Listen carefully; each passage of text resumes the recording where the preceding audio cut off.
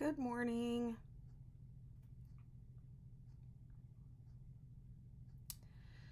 I had this harebrained idea to try and crochet a blanket in one day. I have stuff on my teeth. I don't know what I was thinking, and I set aside this day to do it, and I didn't advertise it or anything. I just said I'm gonna do it. And now that the day is here, I'm like, what was I thinking? But I'm gonna try anyways. I'm gonna give it a shot. I'm still working on my coffee, taking my meds for this morning.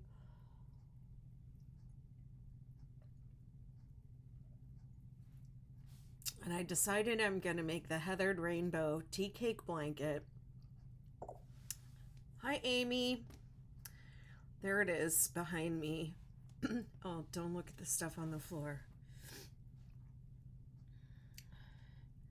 But it's made with Karen tea cakes, 7 different colors of Karen tea cakes. And they have discontinued them again. This is the second time they've given us tea cakes, and we make these gorgeous rainbow blankets with them. And if you didn't hoard any, you're out of luck. I have a few that I might sell, but they're like so precious to me. So um, I don't think I'm going to be willing to give those up. And I'm going to crochet another one today. But so I have to give credit to Heather Hollinger, who is a moderator of the 6-Day Kid Blanket Group, and she came up with this combination of colors for the tea cakes, and it's like the crowning jewel on the 6-Day Kid Blanket family. That's what I think. It's like, if you have one, if you have all the yarn to make one, then you're very lucky, and it's a very special blanket.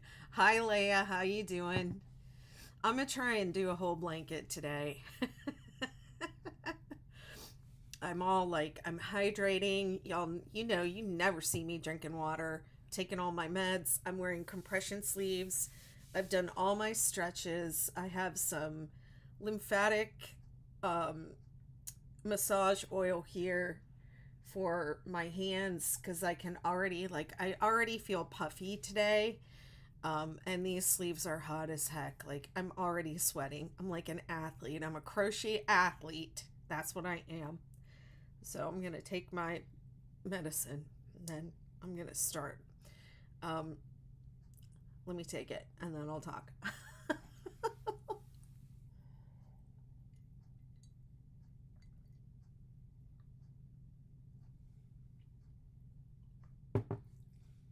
All right.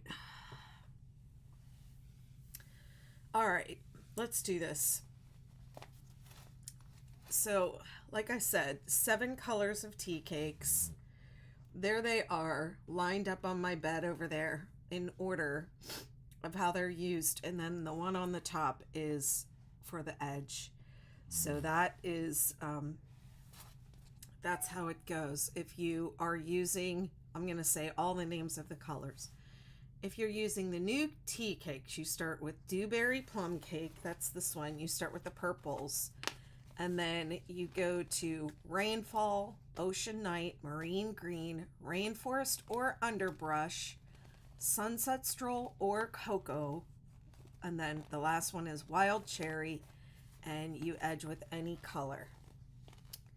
Dewberry Plum Cake.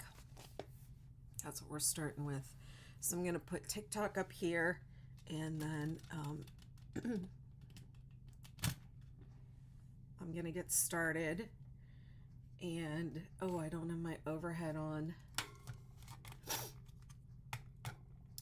I'm going to set a timer for an hour, and I'm not going to work too long at once.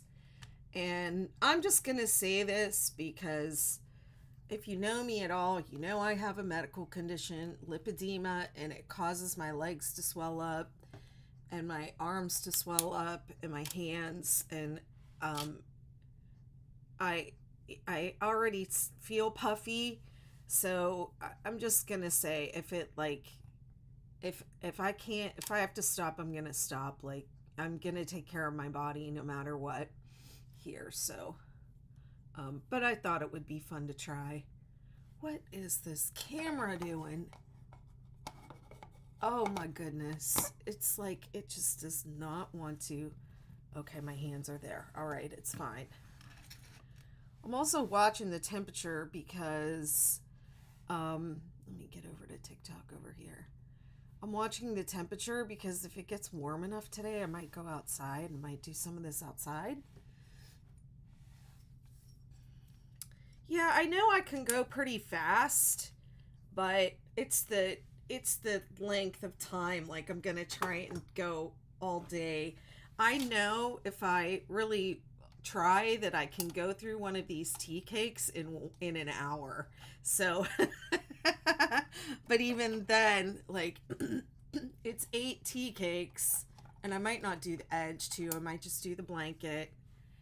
So it's, we're talking a minimum of 7 hours, and that's if I'm on, if I'm on my time the whole time, but we'll see. I think it's pretty. I'm going to put some of my lymphatic massage oil on my hands right now. It smells good and feels good anyways to put on.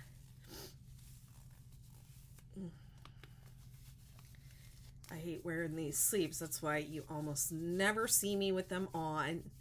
And, oh, thank you. You almost never see me with them on because I hate them. And I've only had them on for about 20 minutes. And I'm already like sweating, and then they stink because they're like right up in my armpit. So I'm going to make a rainbow tea cakes 6-day kid blanket.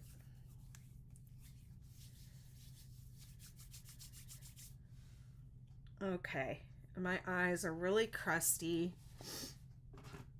Okay, I'm gonna set, my sister turned me on to these little cubes. I'm gonna set a 60-minute timer. Actually, I'm not gonna set it until I start crocheting. Let me get some stitch markers ready. There's only 3 of them in here. 3, so I have to crochet 123 to chain 123. So I guess I'll just make do with those 3. I don't know what I'm gonna do. I'm gonna do 25, I guess. Yeah, this cube is a timer. Whatever side you set it on, it will it will set to that time. The only thing, it tells you how much time is left at the bottom, but so it's not really useful if you're, it's just useful for like something like this. Like I want to work on something for about 60 minutes. I want to take breaks. It's like a productivity thing. But I took them to like a conference, a workshop where I was teaching, and we were using them to time breakout rooms, and they were a pain because it was like you'd go up and look at it and see how much time was left, and it's just easier to do that kind of thing on your phone. So, okay, so I'm going to set it to 60 minutes, and I'm going to start crocheting, and it's 123 is the starting chain. So we have this, and I'm just following the original 6-day kid blanket, so it's going to be a chevron start. 1, 2, 3, 4, and I'm using an 8mm hook. 5, 6, 7, 8, 9, 10, and I've just found with these heavier blankets, it is better to use a little tighter tension. The ones that I have that I've been using for a few years have kind of stretched out on me. So I'm gonna make it a little bit tighter than I normally would. What was that? 10, 11, 12, 13, 14, 15, 16, 17, 18, 19, 20, 21, 22, 23, 24, 25, 26, 27, 28, 29, 30, 31, 32, 33, 34, 35, 36, 37, 38, 39, 40, 41, 42, 43, 44, 45, 46, 47, 48, 49, 50. Listening to me counting out loud, like as if there's anyone here to interrupt me.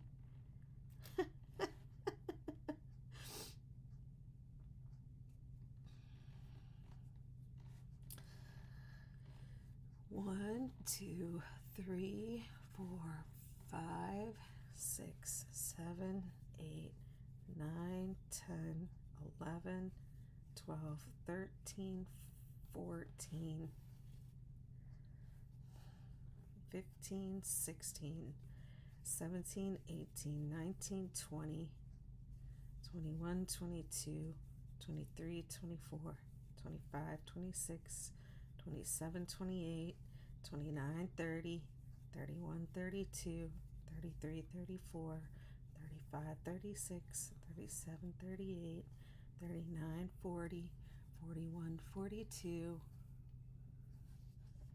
43, 44, 45, 46, 47, 48, 49, 50. Okay. Well, that's 2 50s. Hi, everyone. I got some of that oil on my table. Now it looks all messed up. Well, hi, Facebook user. This, okay, I guess it was better the way it was before I yelled at it.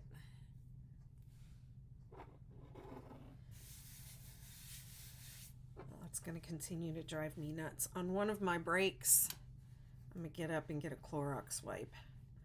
1, 2, 3, 4. Hi, Pat. 5, 6, 7, 8. Hi, Jackie. 9, 10, 11, 12, 13, 14, 15, 16, 17, 18, 19, 20, 21, 22, 23. Okay. And now single crochet across the first row. How you feeling, Jackie? How's Mike? How you guys doing?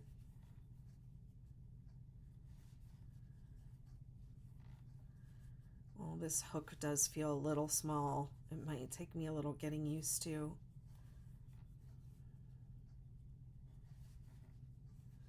Hi, I'm making a 6-day kid blanket. I'm doing a marathon today. I'm going to see how much I can get done. I have a timer set for an hour, and I'm going to take a break every time, every hour. I just started. Thanks for following.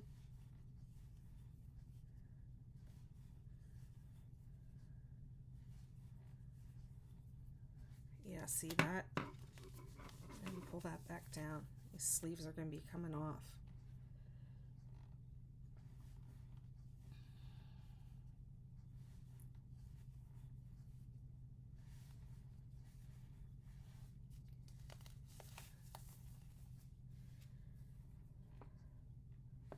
Yeah, the cube timer comes with, there's 2 of them. There's one that has shorter times, like 1 minute, 2 minutes, 5 minutes, 10 minutes.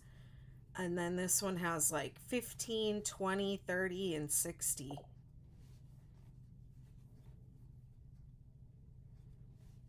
Oh, I'm so sorry, you guys. Karen says she's just learning to crochet. Oh, it's an amazing hobby. I've been doing it for most of my life, since I was 6 or 7 years old. I love it. I'm so sorry, Jackie. I hope you both recover quickly. Yeah, this chain feels a little tight. See how it's kind of splaying?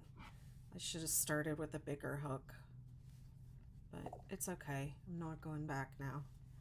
There's no time for frogging with this project. Me, I'm the one that's always like, befriend the frog. Frogging is fine. Yarn is so forgiving. Jackie, have you made your rainbow tea cake? I know I gave you the yarn for it.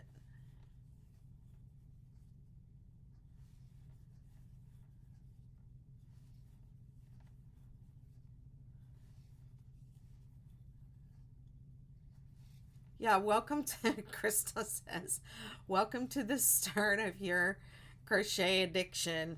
Welcome to the addiction.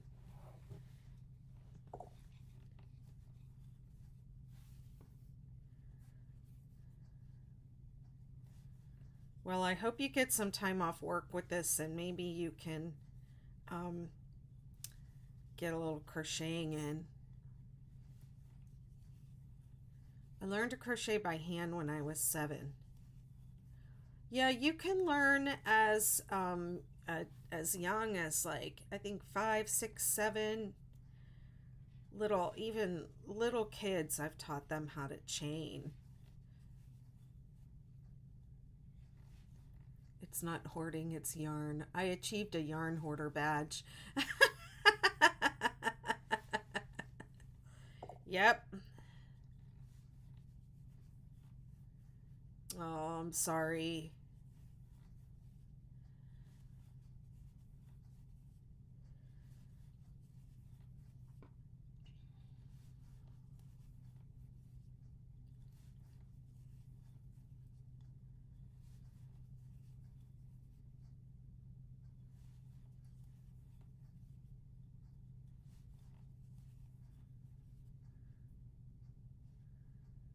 This hook feels like it has something that's snagging. Yeah, definitely.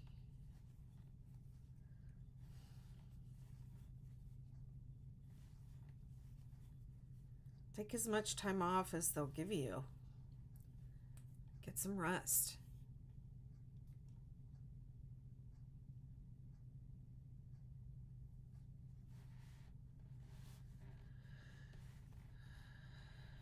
It's not hoarding in it's not hoarding if you have it in those plastic bins all nicely organized, or you have it in shelves or it's some kind of organized, then it's not hoarding, in my opinion. Aw. You're here to relearn?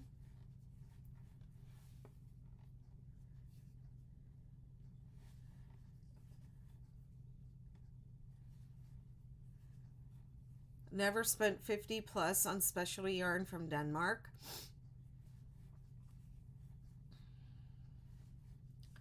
I've never done the C2C. I think I would get bored. All I have to do is 6-day kid blankets though, so who am I to talk, because I make the same thing.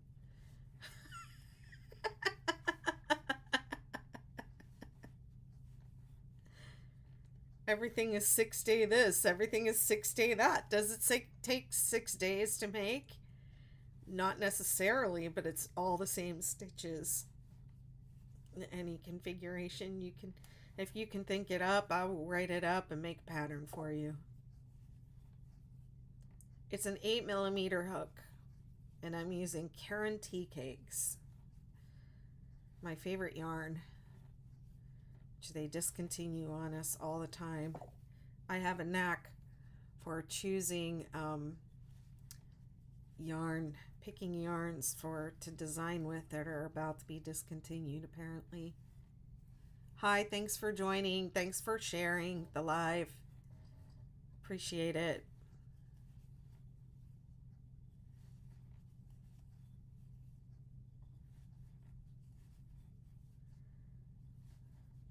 I want to try and figure out how to make the 6-day kid blanket at C2C.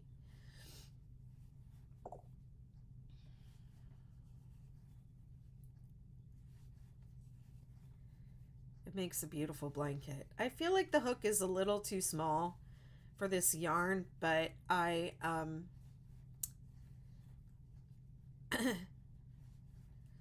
I like these blankets with this heavier yarn to be a little tighter, because they're gonna stretch. They always stretch out, And the ones that I have had for a few years that I've used, I think I used a 10 millimeter hook on them and they stretched out pretty good. We need a 6-day sweater. I have plans, or I should say, it has not gone past that. Just, this is an idea, let me write it down stage, but I have a couple different sweater styles that I want to do. I think a 10 millimeter would work better. I'm doing it tight on purpose though.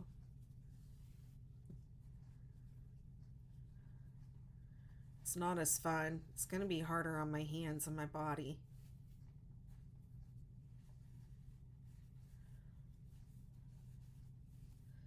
I also crochet pretty loose.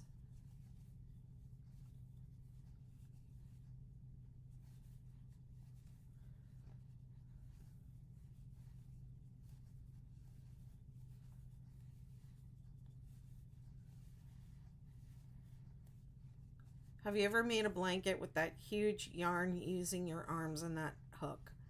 No. I wanted to though. I'm using a Furls Odyssey hook. That is all I use.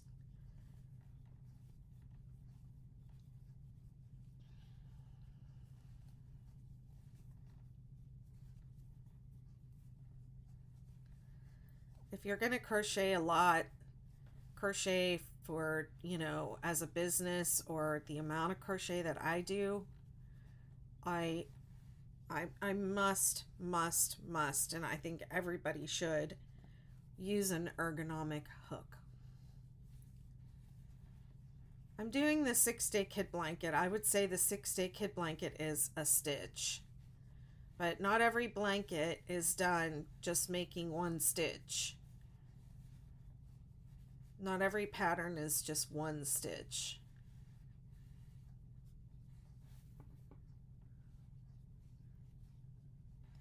So I feel it would be a little more accurate to say what pattern is it. I'm not going to go slower because I'm trying to do this whole blanket in one day. But I do have slow tutorials that explain every single stitch on my YouTube. So yeah, this is not meant to be a tutorial.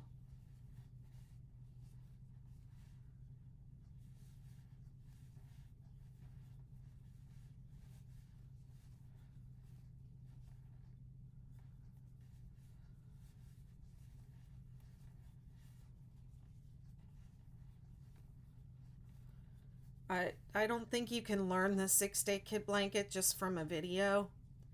Newbies, learn how to read patterns as you're going along. Don't limit yourself by, I can't read patterns. I have to have a video. Most patterns do have videos that help you, but none of my patterns are the type of pattern that the video tells you everything to do. So it's the 6-day kid blanket.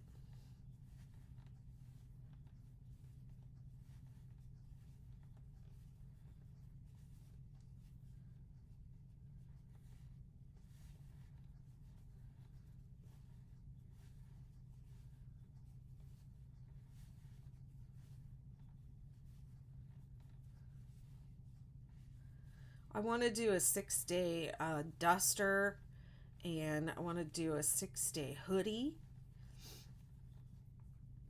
You're welcome. And you don't have to apologize. I know you're new, so I'm just giving you the ropes. Giving you the ropes. Oh, it says 79 degrees because I have it right.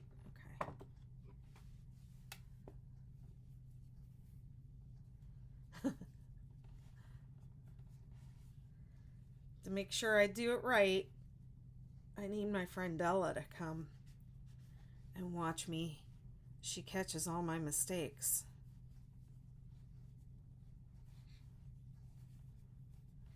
Good morning, Sassy Stitches.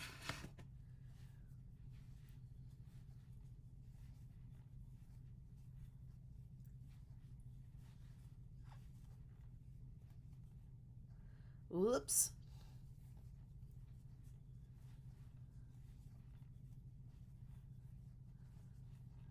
Thanks for following. How's everybody doing this morning?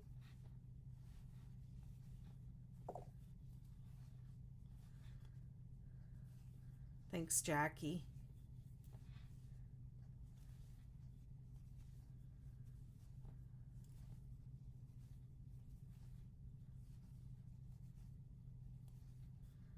Yeah, I can feel something snagging.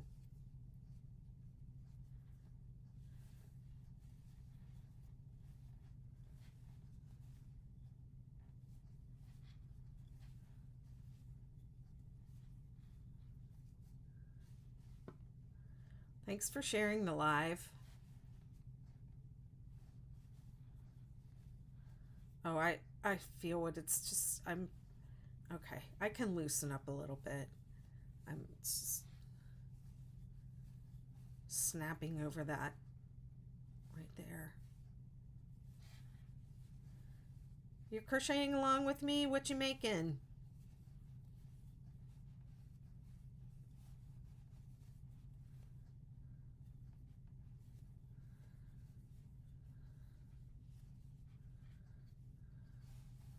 Who would do a crochet marathon if I like advertised it properly?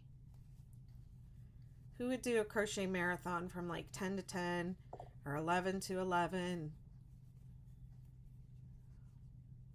You're making a scarf. Lay it down and admire. It helps catch high Della.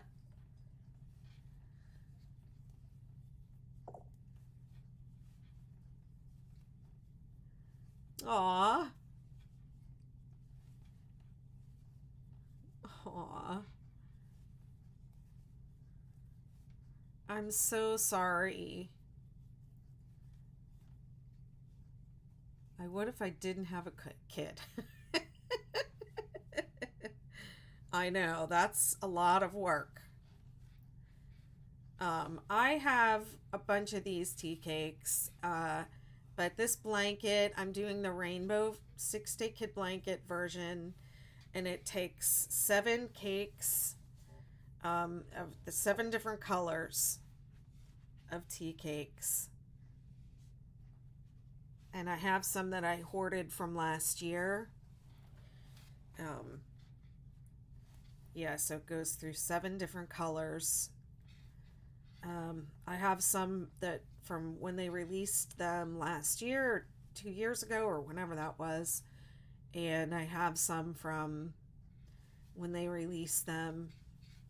I don't remember when the first release was. It was back when I was working at Michael's.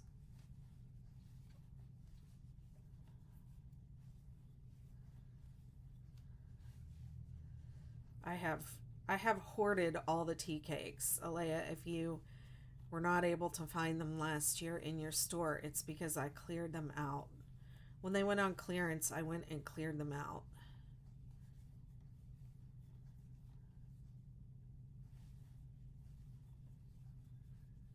I mean, the entire back of my car was full of yarn. I have a van.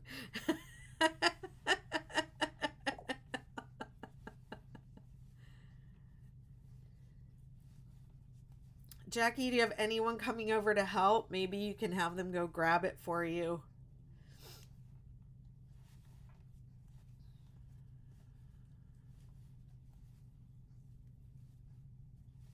Maybe you could get the cat to go fetch it. She did. Yeah, I did. I bought them all.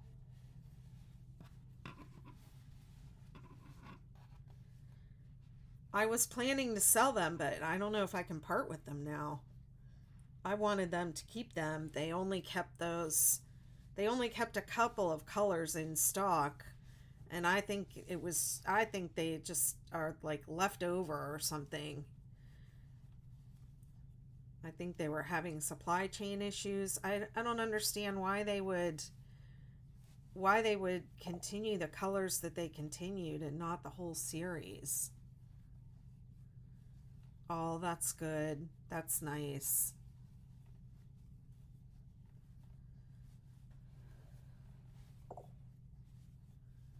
don't sell them. I'll just make blankets for all the beds here at the beach house.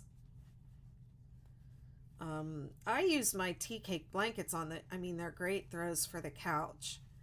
This will, I usually make a throw about 50 inches by 60 inches. This will turn out to be about that. I'm a short person, so I don't need a great big blanket.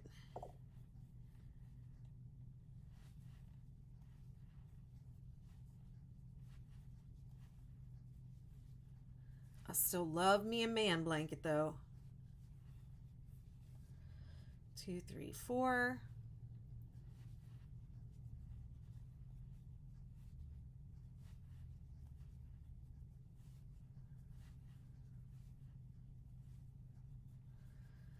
This skipping over 4 seems like it's going to be a mess, but it actually turns out fine.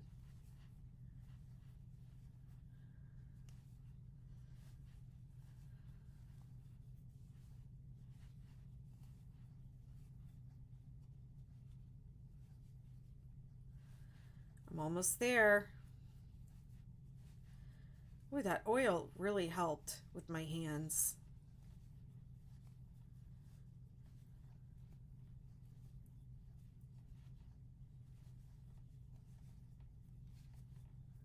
Almost to the end of row 2.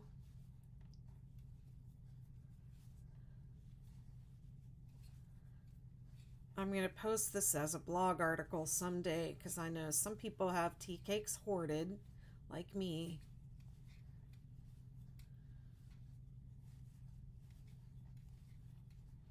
I don't know how long I'm going to be able to work on this at my desk either.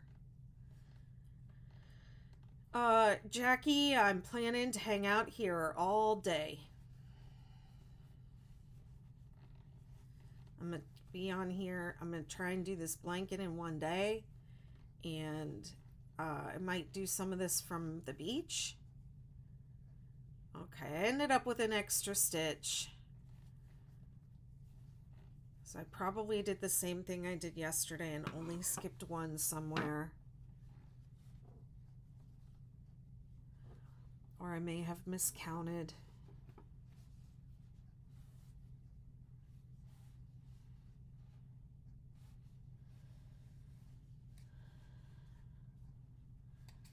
I may have miscounted my chains. 1, 2, 3, 4, 5, 6, 7. I got 7 points. I'm gonna go with it. I'm actually gonna take these stitch markers out because these are the last 3 stitch markers I am aware of. That I know where they are. Yeah, definitely can go and come back. I'm going to stay on as long as I can. I am going to take breaks.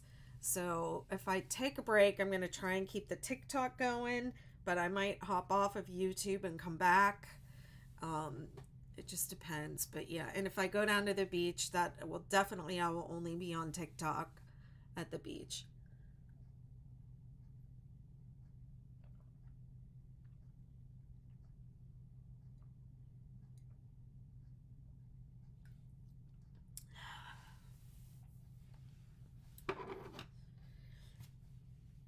Okay, so the way this, I would say it's about 48 inches. I don't know. It's going to stretch. I'm not too worried. The way this works is you do the whole cake, and then you switch to the next one. So I like to have my yarn on the left side. See if I can put it in the frame so y'all can see how much yarn is left. I don't know, maybe that might get on my nerves.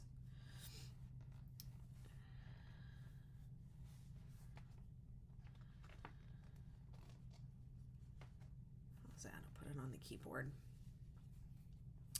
Okay, row 3. And I'm not calling out every stitch either because I have this memorized, so I'm sorry, newbies.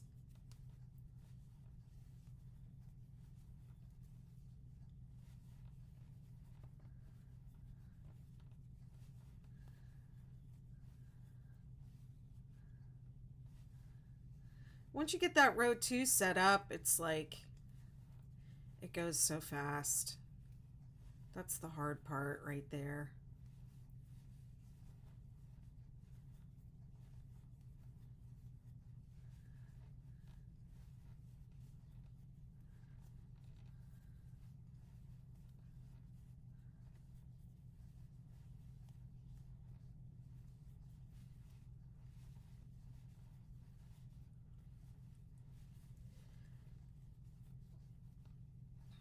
So how's everybody's January been so far?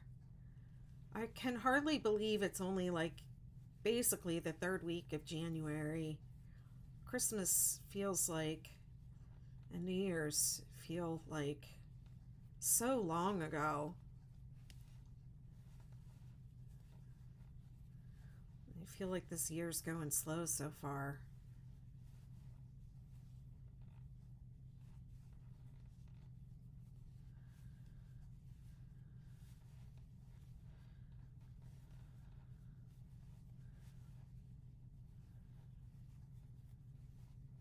This does really feel a little too tight to me.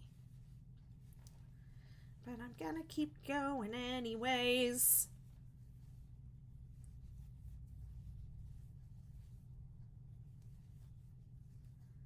Has anyone else ever crocheted all day? Come on. I know you're out there.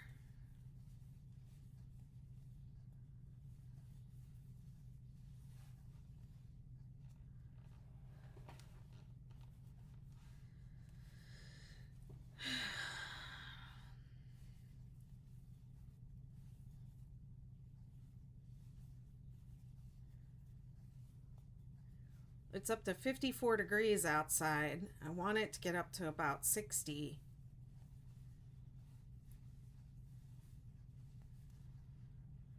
You crocheted all day and made a cardigan?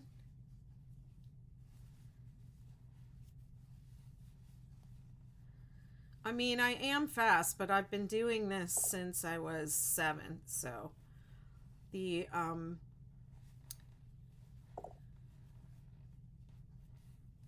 longer you do it, the faster you'll get.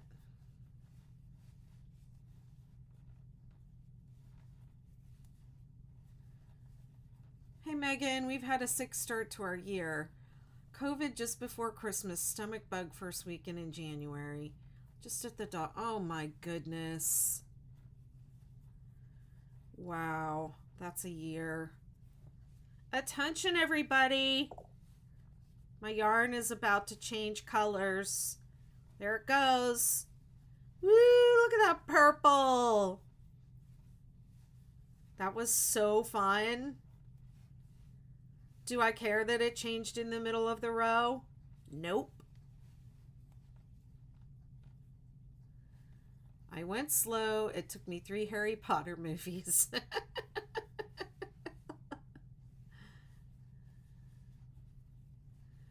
I've crocheted 6 to 8 hours, but I can't anymore. My back gives out. Okay. I mean, I probably have. I've definitely never like tried to do it on a live or like tried to complete a project like this in one day on a live.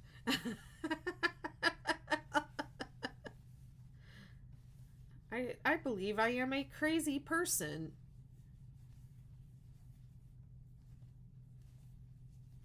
I'm resisting the urge to grab a bigger hook and do this again because it really feels too tight, but I know I will regret it down the line. It will just, as soon as I wash it, it's going to start to relax and I'm going to wish I had done it tighter. So I'm just going to fight the urge, fight the urge.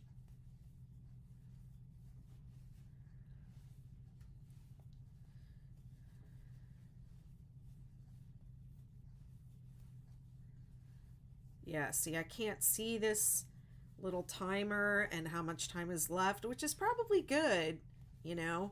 If you're setting a timer for productivity and you're checking the timer the whole time, you're probably not being productive. if you're checking the timer, you know. Okay. I think I do have to move my camera a little bit so that I can sit back a little bit more, because it's not going to work for me to be leaning forward and stretching my arms all day, but I'll keep doing it till the end of this row. Worked on things all day and been so close to finishing, then stayed up late to get it done. I'll probably do that if I don't get done. I am going to take breaks though. I'm not going to go straight through because I know that wouldn't be good for me.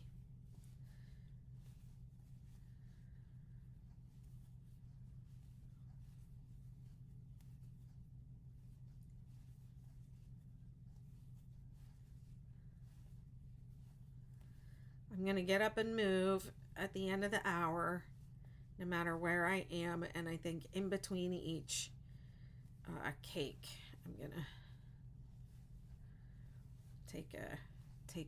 take a few.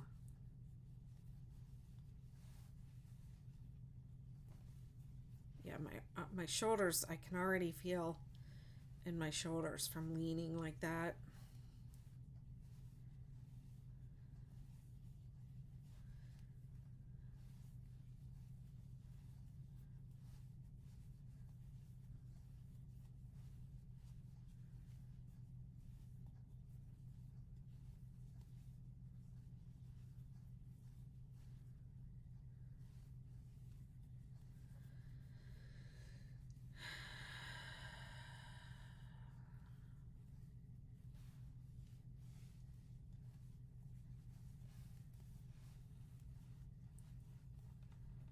It was so nice out yesterday at the beach. I found a big whelk shell. It just had a couple little holes in it.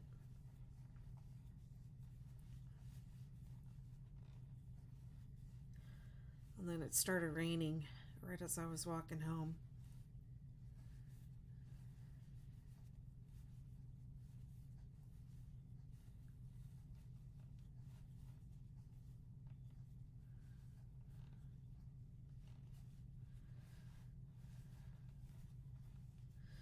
Wow, that purple is bright.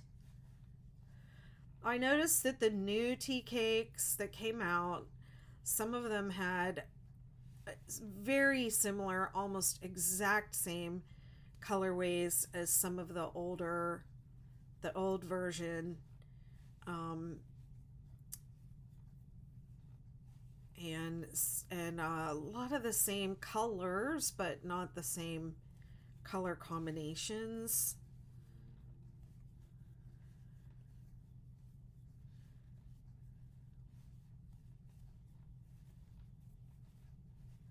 So yeah, the blankets made with the old tea cakes and the ones made with the new tea cakes are a little bit different, but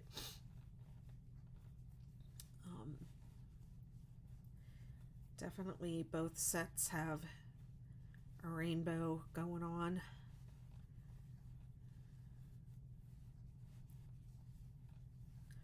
So somebody was asking me which row I work from back to front. So this is row 3. So I usually go back to front in this row, and I guess I usually do extended double crochet on row 3.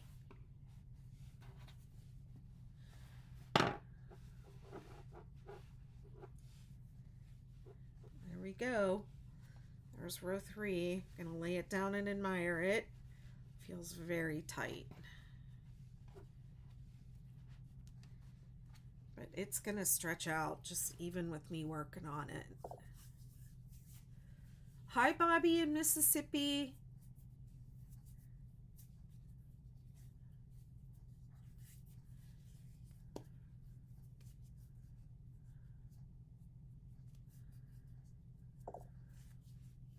Thanks very much.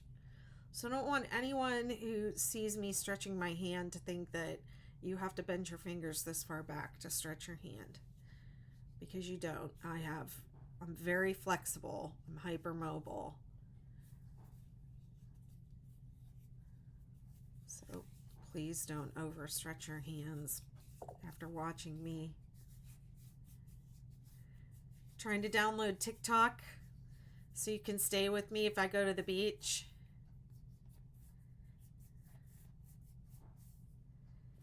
It's up to 55 degrees.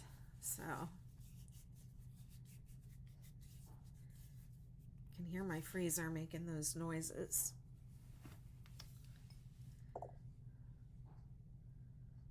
It's I'm Betty McNitt everywhere.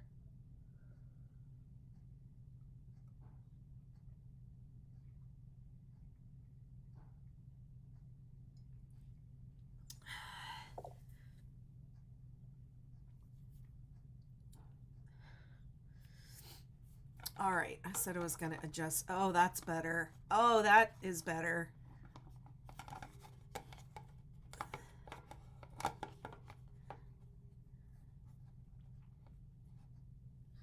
Yeah. All right.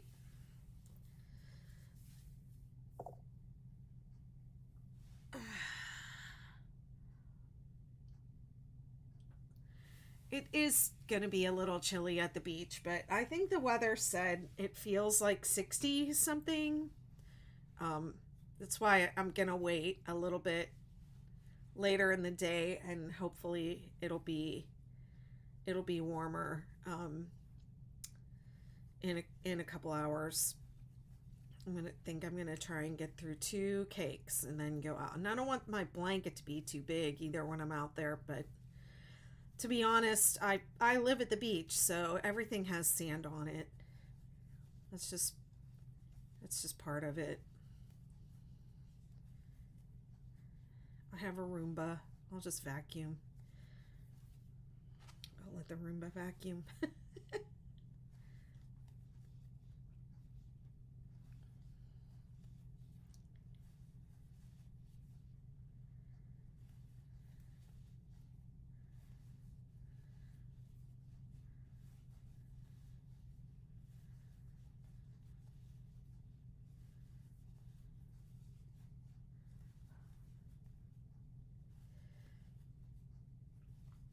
Thank you, TikTok. Thanks for sharing the live.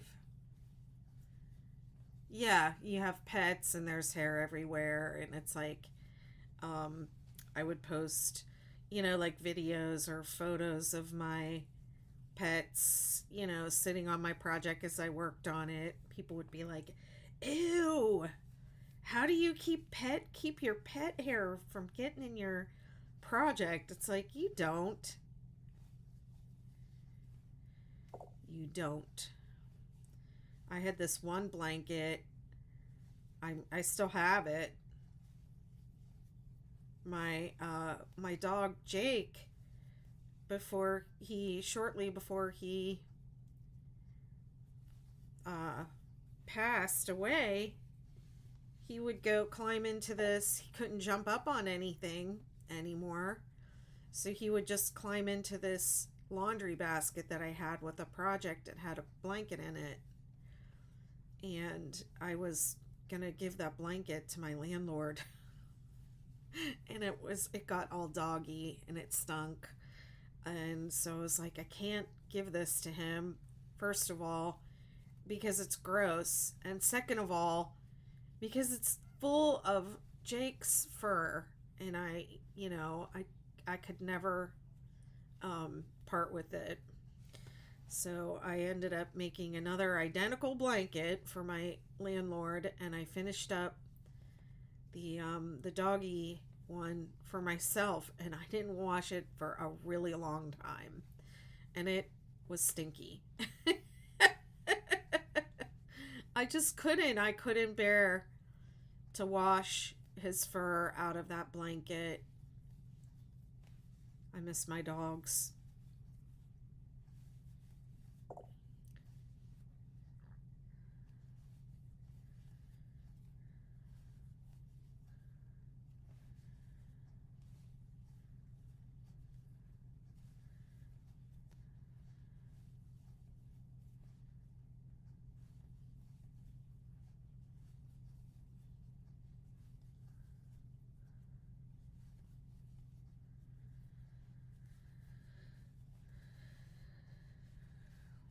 Wow, row 4 goes by quick.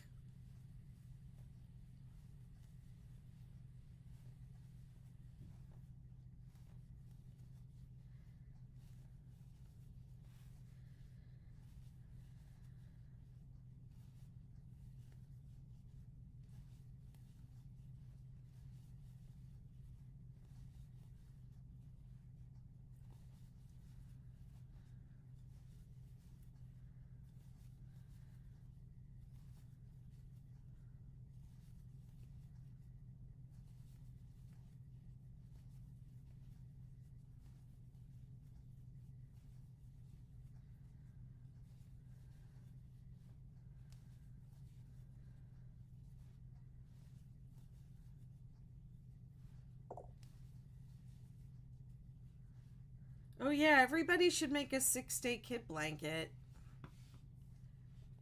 No, it's just a granny cluster. It's the 6-day kid blanket. It's made up of 6 rows. A row of single crochet, a row of granny cluster, 2 rows of granny clusters, another row of single crochet, and 2 rows of double crochet. And then it's chevrons. You need a twin XL. He's a big kid. Do the man blanket, the 6-day man blanket.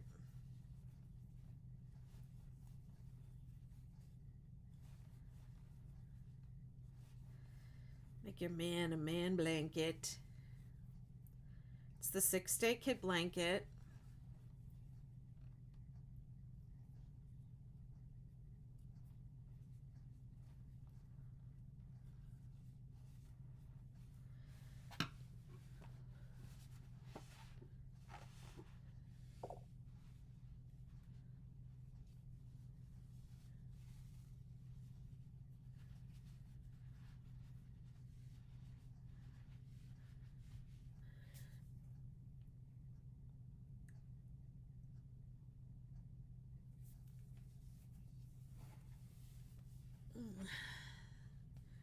Coffee. I still haven't had coffee yet.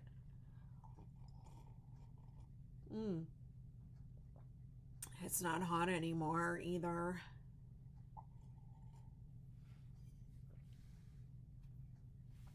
I'm gonna drink it anyhow. I'll live. Row 5. Double crochet row.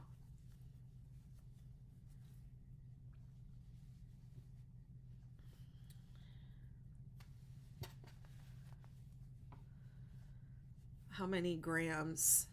I have no idea how many grams. I'm using Karen tea cakes.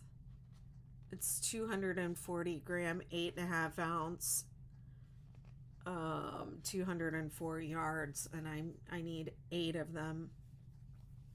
I'm using 8 of them.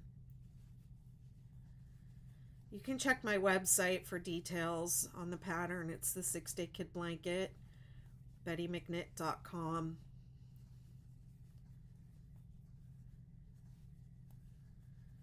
There's a chart on the pattern that gives you yardage for different weights of yarn and different sizes of blankets. How much yarn do I need is an impossible question to answer if I don't know what kind of yarn you're using or what size blanket you want to make.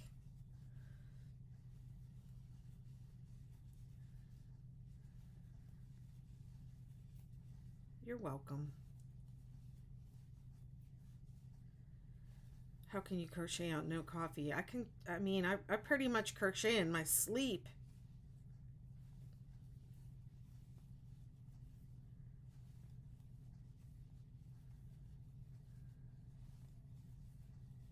Good morning. Hello. Hi, everybody. I'm making a 6-day kid blanket using Karen tea cakes in 7 different colors. Ooh, just changed colors. So it starts off with the dewberry plum cake, which is in the purples, and you go through the entire cake, the entire ball of each cake, and then you switch to the next one. That's how the pattern, that's how the colors, the striping is. It's a, what I call, it's a cake mixer. I'm mixing cakes. I'm using different color ways of cakes to make this blanket. The 6-day blanket is the name of the pattern.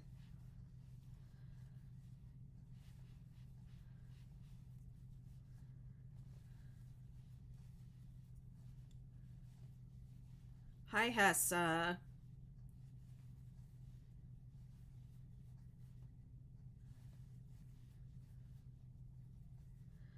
Yeah, this blanket came about, one of the moderators in my group, her name is Heather.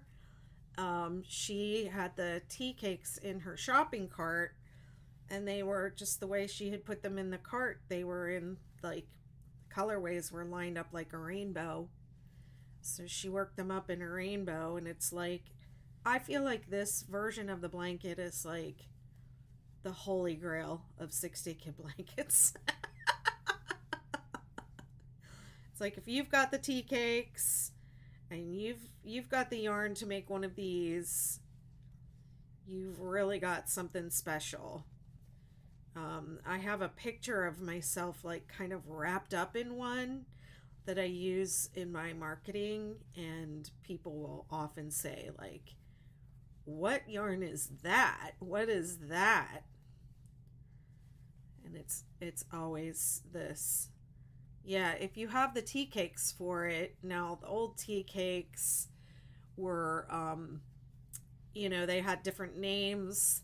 The colors were slightly different, but you just basically line them up from starting with purple. Well, mine starts with purple on one end, and then it goes through the blues and greens and yellow, and then it goes into the more pinks and reds. I have a whole article I need to write about it that I have been putting off. Well, they're discontinued now, so you can only get them on the secondary market, unfortunately.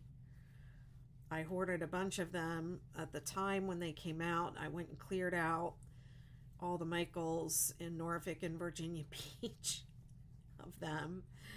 And so I'm hoarding a bunch of them.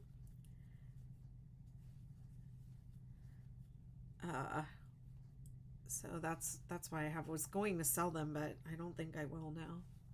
Hessa says, I bought this pattern but didn't do it until now. Aw.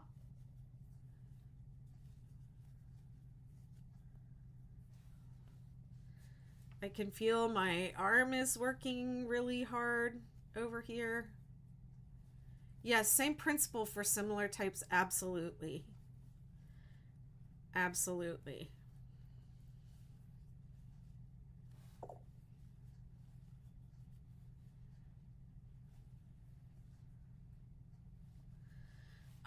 Are they 5 or 6? They're 6. There are 6. But you can adapt. If you're going to adapt to a different weight of yarn, you should work the pattern on 37 chains and work up a little swatch and measure it, and then adjust your starting chain accordingly. And I have a YouTube video that will help you with that. You bought the Supernova. I haven't done a crochet along for the Supernova yet. Not too long ago I was live and I said, I started last year doing like whole projects online, and I said, what should I do next? And somebody said, do the Supernova next. And I haven't done it yet. Sure. Yeah, if I don't have something to rest my arm on, it's gonna get sore, so I'm gonna have to do something. I'm gonna have to put a pillow on my lap or something. I'm gonna keep going.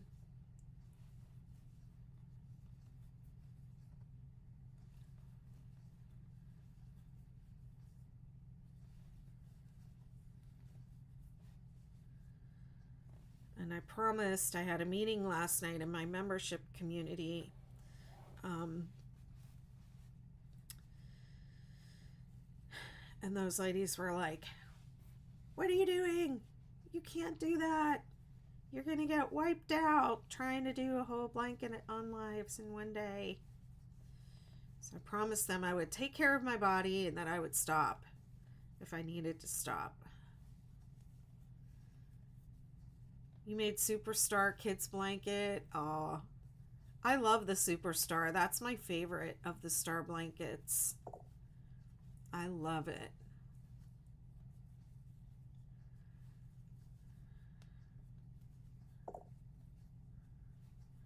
Use pillows to prop. I actually just folded up the work on the table because I can lean on the table, but it's not good to lean on something hard with your arm for long periods of time. So yeah, you definitely should have to cushion whatever. I'm at a table here. I know I'm not going to be able to do this whole project at my table.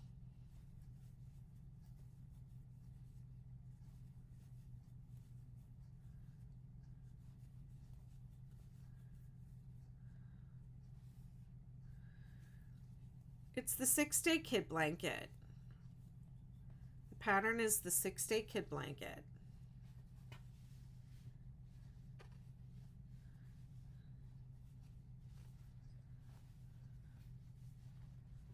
Of course, if I have to work on this, I can't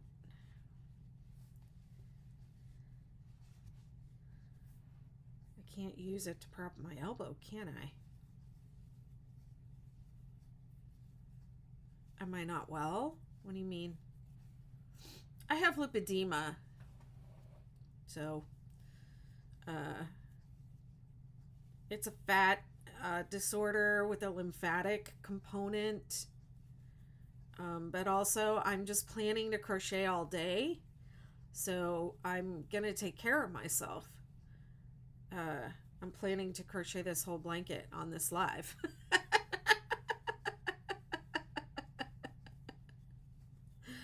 So I'm just talking about ways I'm going to take care of myself. And, last night in the meeting when I was talking about what I was planning, the ladies were like, "I hope you're ready to take a couple days off after that, because that's going to wipe you out."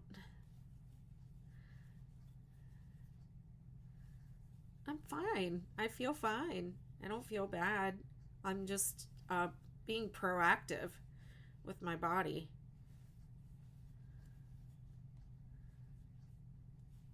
Nobody, whether you have a medical condition or not, should lean your elbow on something hard while you're crocheting for, long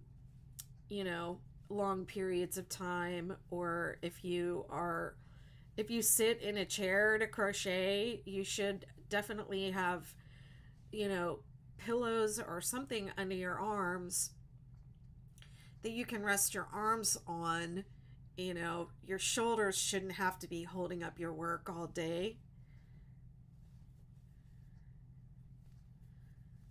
And also my legs are affected by lipedema, so they swell up if I sit for too long, if I don't move around. Your lymphatics need you to move. Is it strange that I can't crochet at a table? Not at all. That is not at all strange. It's not comfortable.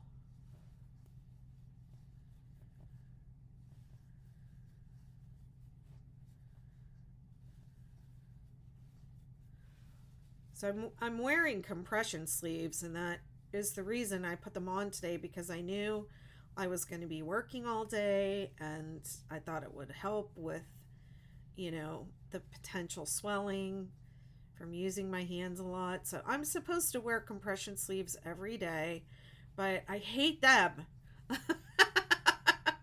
So I don't. But when I know I'm going to be like driving all day or crocheting all day, then I will put them on proactively.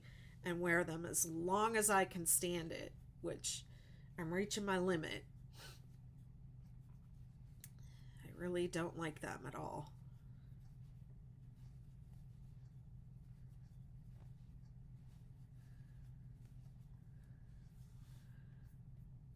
Yes, it's exactly right.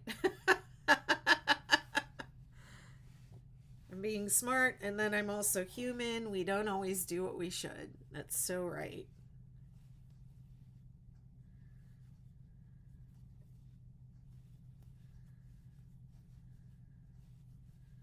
I'm just taking precautions. I think, trying to crochet a whole blanket in one day is a really bad idea, but it sounded fun when I thought of it. It sounded fun at the time. I don't know that I'll do the whole thing at my desk because it won't be good for my body, but I have other places I can crochet and I can keep going. Might not be on overhead, but we'll see how I do. Hi, Marianne. No, I'm doing a full-size throw for, like a throw size blanket, 50 inches by 60 inches. Yeah, I'm supposed to wear it on my legs too, and that I'm just only wearing socks, but I'm supposed to wear it all the way up. I mean, I've had lipedema removed from most of my body, and I had to have a breast reduction last year because my breasts kept getting bigger and bigger, and it's not a fun condition to have. But I'm doing everything I can to stop the progression of it. Have I ever tried nooking? No.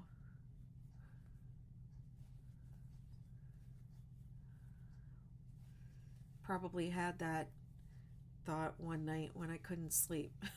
I probably had it. I don't know. I don't know what I was thinking. I'm gonna do it in one day. I think I can because I feel like I can. I feel like it's possible, but maybe not. I know one time I was making one of these blankets and I got through the entire cake of yarn. I did an entire cake of yarn in 1 hour. I timed myself doing this pattern. But I don't know. I set a timer for 1 hour. I think 2/3 of the way through the cake. I think I'm coming pretty close to being the hour being up, and I don't think I'm going to make the whole cake, but that was what I was going off of. I was like, well, 8 cakes, 8 hours, plus breaks. Da-da-da. There's my 1 hour timer.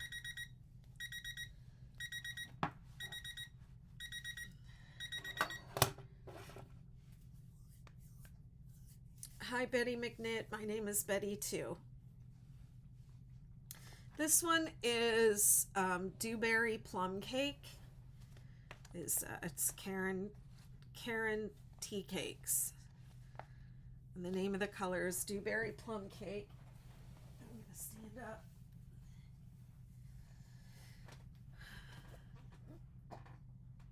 Oh, my hip cracked.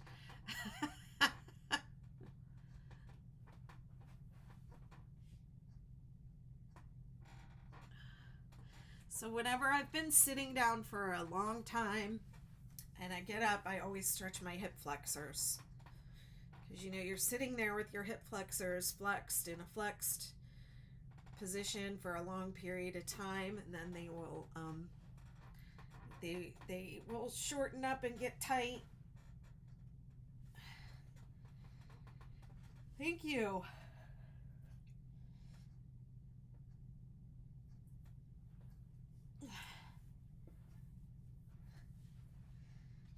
I'm an athlete. I'm a crochet athlete. That one's going to be next. And that one is called Rainfall.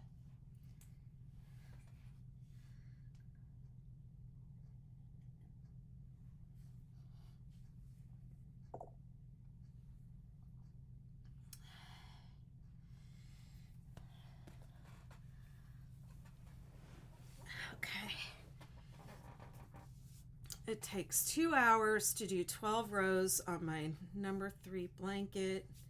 11 peaks for, wow. Let the crochet games begin. May the hooks be ever in your favor.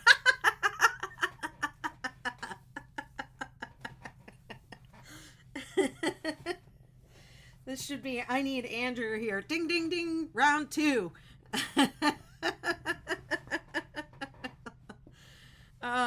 Okay, so this one will be next. This one is called Rainfall. So the order, I'll say them again. Dewberry Plum Cake, which is this one, Rainfall, Ocean Night, Marine Green, Rainforest or Underbrush. I think the one that I have is Rainforest. Sunset Stroll or Cocoa. I'm pretty sure I have Sunset Stroll. Wild Cherry. And Edge with Any Color. I don't remember what color I chose for my edge. I'm just going to move my chair in a little bit. I don't want to be leaning over really far.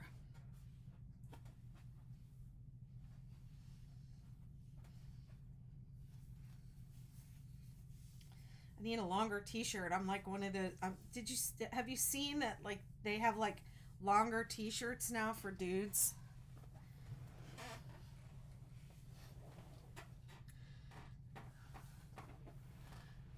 Oh, Donna, make all the comments you want. You know you don't want to do that, school. Listen to me enabling. Now I'm too much over to the side. Ugh. She never got her project done because she kept standing up and sitting down.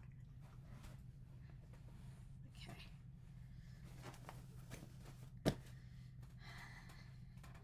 I'm a crochet athlete. I'm just going to keep saying that to myself. Crochet athlete.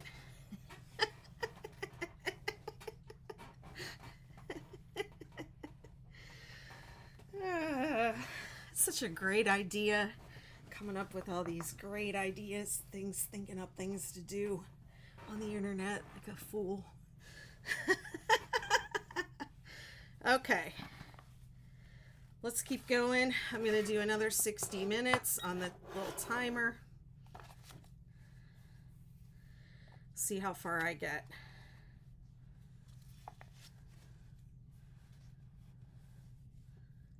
Aw, thank you.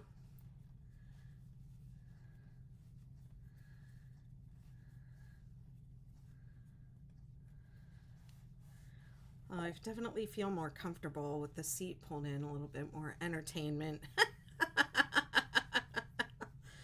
Am I entertaining?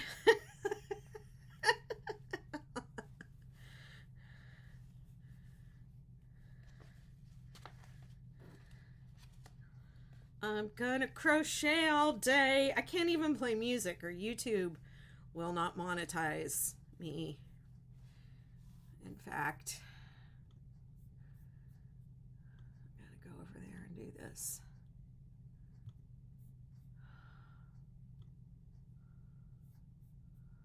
Come on, YouTube.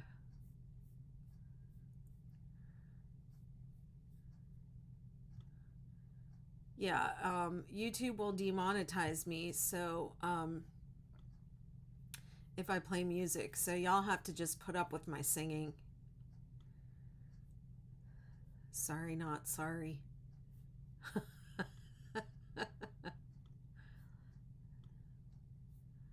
There we go. Okay. All right, I'm ready to keep going. Get me back over to TikTok. Thanks for following. Yes, I'm also streaming on YouTube. I have an overhead in landscape view over there. Some people like that view better. A lot of my following is not on TikTok. I had most of my following on Facebook, actually, and Ravelry. And last year, about this time, It's an 8mm hook on a 6 weight yarn, and I am working it up a little bit on the tight side because I know that this blanket is going to stretch, because I have some that I made years ago and they're all stretched out now. So I am purposely making it a little bit tighter than I normally would. Yeah, but what was I talking about? Oh, I was talking about Facebook. So I have a big Facebook group that I started just to answer people's questions about this pattern, and kind of collect, have a place where people could show off and da da da. So I've got like, decent sized Facebook group over on Facebook. And then last year, Sissy Hankshaw posted, that was about this time, posted that video of the 6-day star blanket that she made, and it went viral. And now I'm on TikTok. That's how I became a TikToker, because I was like, okay, stuff is happening over on TikTok that is relevant to me, so I guess I gotta get over there. So yeah, I try to go live. When I go live, I'm on TikTok, I'm in those Facebook groups, and I'm on YouTube.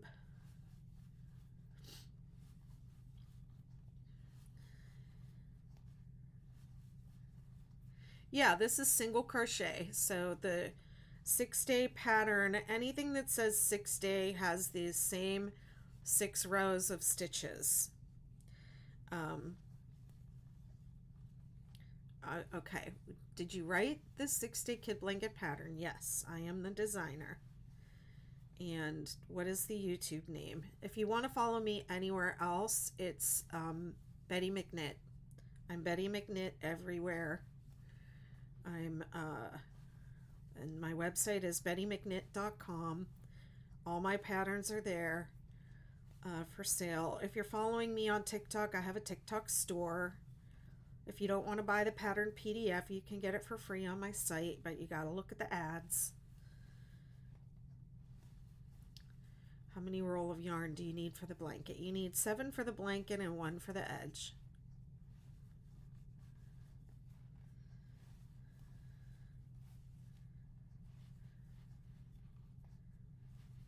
This is a 6-weight yarn, and they're about 206 yards each. And I did 7 points on the blanket. So each point is 17 chains. And then you add 3 at the end. So it's a multiple of 17 plus 3. Mum's the word for me. I'm horrible with getting distracted.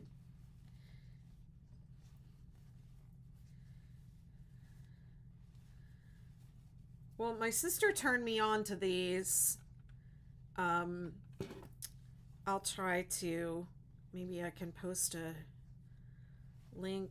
I'll grab a link for them. I got them on Amazon, but I can grab a link for them when I'm on a break and post it in the chat or on my link tree or something. I think because I just did an hour. I've been on for an hour. I crocheted straight for an hour, and I'm not even through this entire cake yet, but I think the setup getting started was a little bit slower than I mean, I've been farting around, so let's just say an hour and a half for each cake. So that would be about 10, 11 hours, I would say. I don't know if I'll make it today. We'll see. We'll see if my body holds up, because that's the deciding factor. I'm not going to hurt myself in order to do this in one day. And I might change, like I can do this from my laptop on my sofa, so I might switch to the sofa at some point. And I also live at the beach, and it's really nice today, so I may go down to the beach for part of this.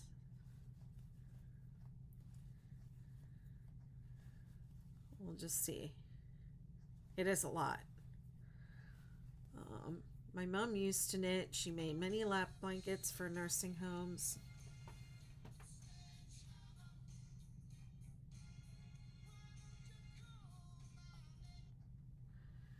Somebody is calling me. It says I have an upcoming event on my calendar. Nope, I'm good.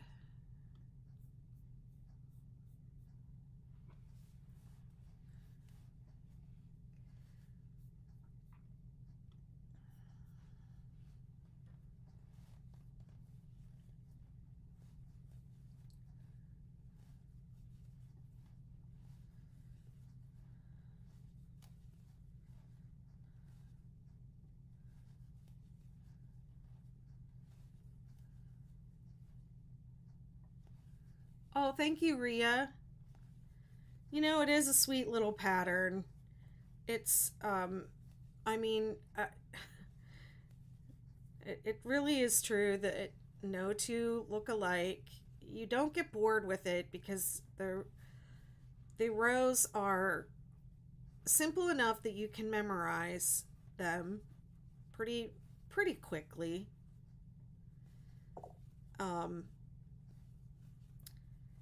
But there's, they're also, they alternate back and forth, so you don't get bored like you do if you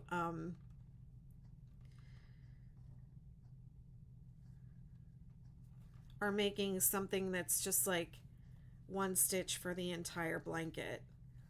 That's why I'm telling the newbies, like, who are asking what stitch is this, you don't have to just do one stitch.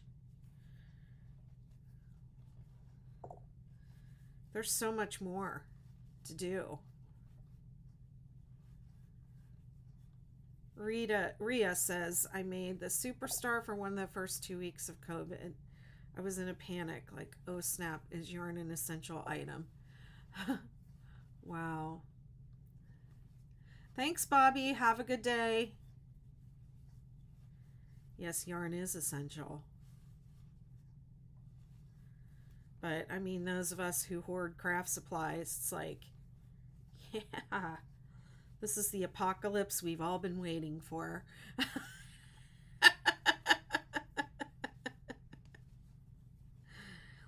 This is the apocalypse we've all been waiting for.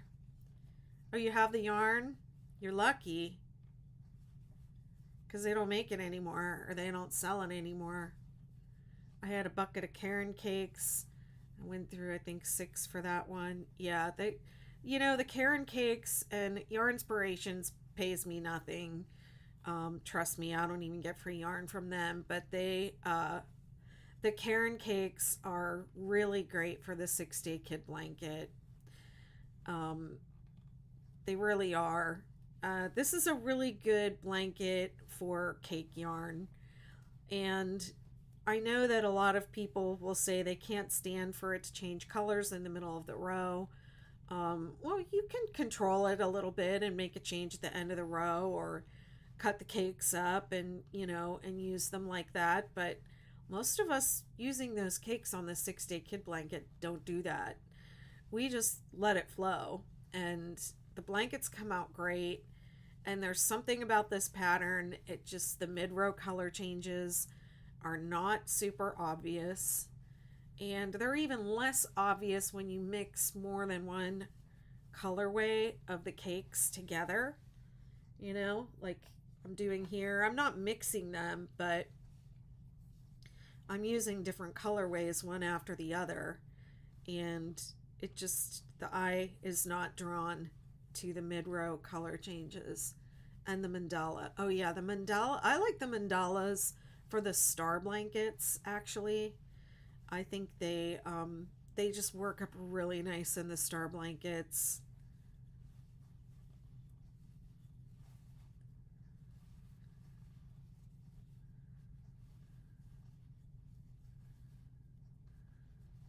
Thanks for following. Appreciate it.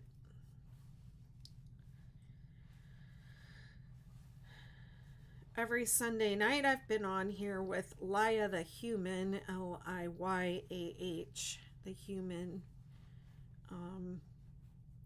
Love to give her account a little boost, especially her YouTube. She's trying to build her YouTube channel, so we have been going live on both of our YouTubes and TikToks. And of course, I use Restream, so I'm also in my Facebook groups and all the places. But we're on Sunday nights at 8 o'clock.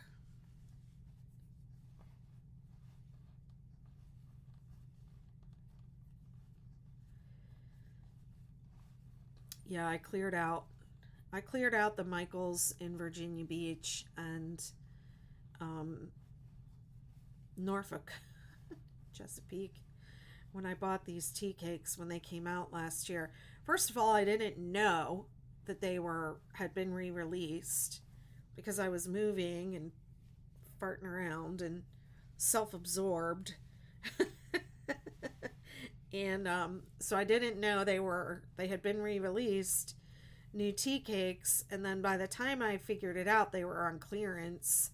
So a lot of the good colors were gone, and 2, 3, 4, and yeah, but I just went online and I bought every single one they had in the colors that were I could make up this rainbow with. Hey Andrew, how are you? I just said a little while ago we need Andrew here to say round 2, because I'm setting a 1-hour timer, and then I'm trying to do this whole blanket in one day.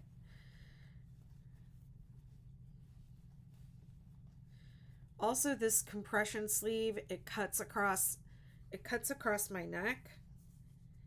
It hits my neck in a really weird way, and so it'll start to make my neck hurt. So these sleeves are not going to last much longer. It's nice to see blanket makers here on TikTok too. Yeah, there's a lot of Ami, right? Amigurumi and plushie. It seems like most everyone is crocheting on here. Good at home, on bed rest, on recovery. What happened to you? You okay?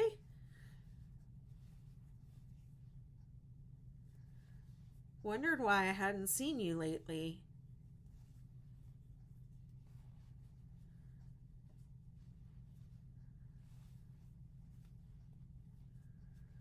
Plushies and the people who don't use worsted weight. What about Kate Makes Blankets? There's somebody named Kate. Kate Makes Blankets, I think, is her username, and I think that's like all she makes. You had surgery. I hope you recover very quickly. I hope everything's okay.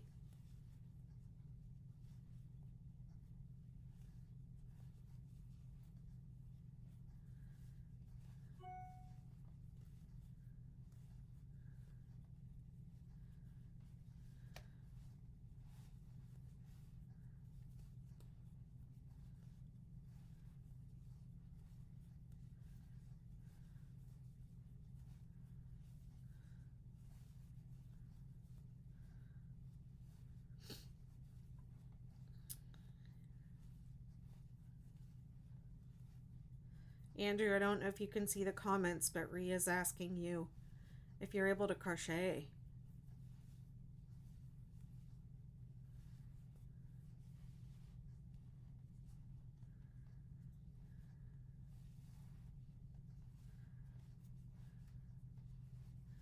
Lady J says they also do blankets.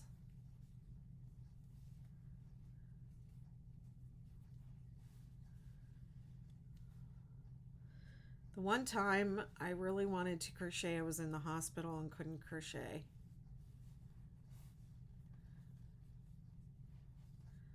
Be in mid-condition by the 24th. Okay, great.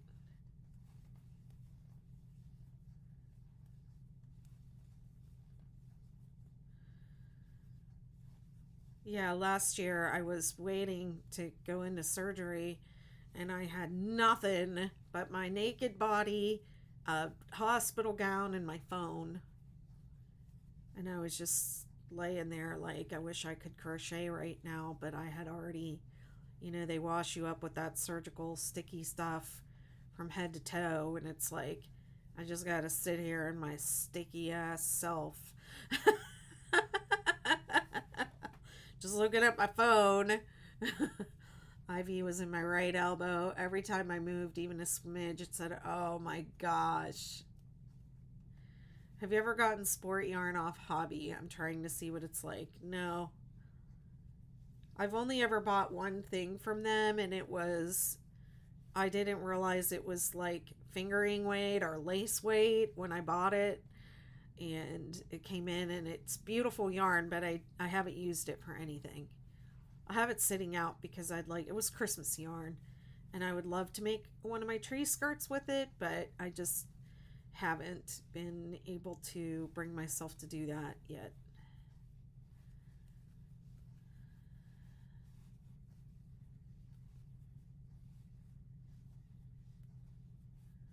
Do I risk it and get out of bed to grab it? Wait until somebody comes in to help you. You have help, and ask them to grab it for you. Thanks for following. Appreciate it.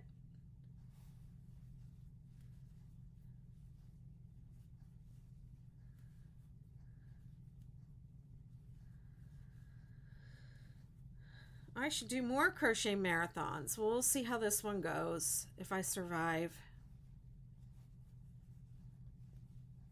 I can wet the bed and blame the dog.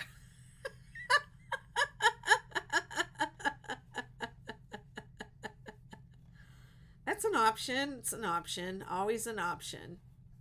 Okay. So this is my habit, and I do it to protect my body, and I also do it to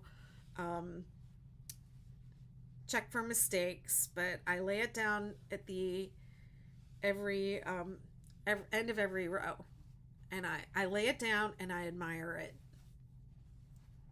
and I stretch my hands and I breathe and I drink my coffee and da da da da da. But that's one of my habits that I do for myself and for my body, for my hands.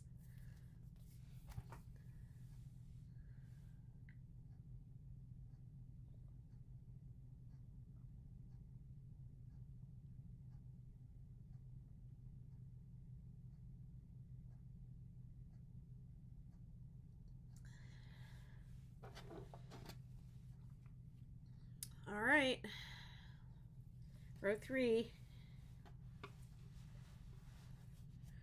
So this is the 6-day blanket series of stitches. Single crochet, 2 rows of grannies, a single crochet, 2 rows of double crochet, and then it repeats, and it chevrons.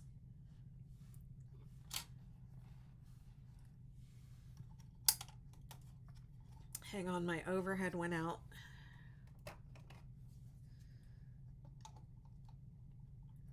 Andrew, before you had surgery, you should have set up that little crochet station by your bed. What were you thinking?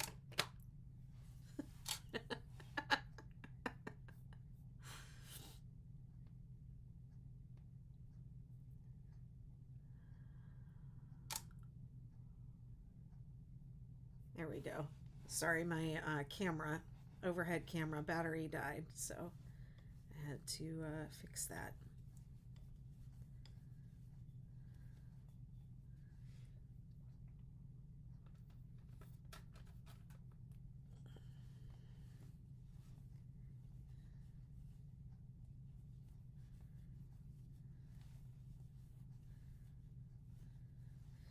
I don't believe that I really did that whole cake in an hour.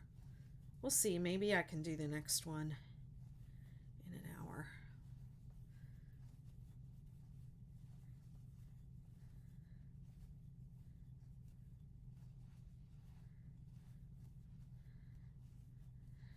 It's hard to be on bed rest.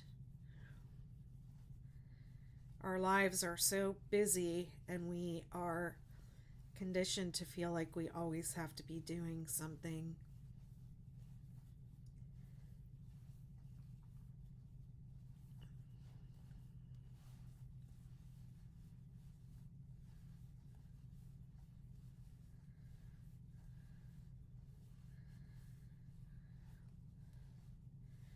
It's hard to rest. I mean, I had six rounds of surgery between November 2019 and November 2020. And every time afterwards, it was hard to rest. Every single time. Even when I knew I needed it, I would still wake up and think, I should be doing something. I should be doing this. I should be doing that. There's nothing that we should be doing. It's okay to rest.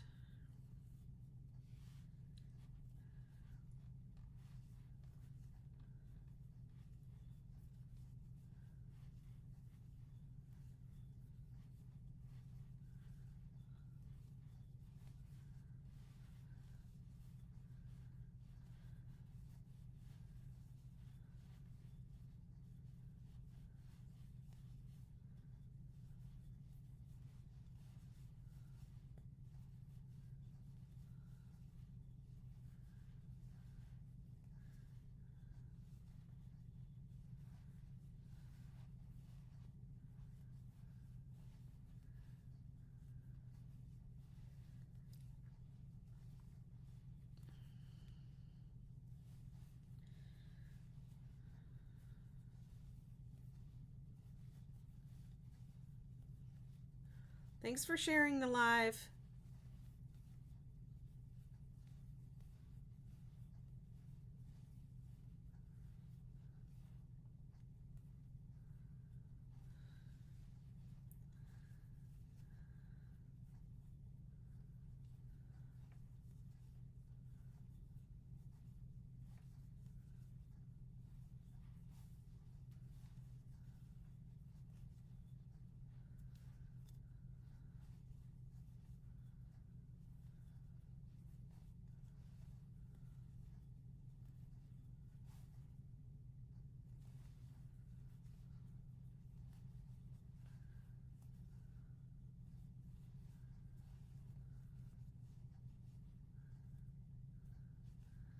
Hi, yes, I am crocheting.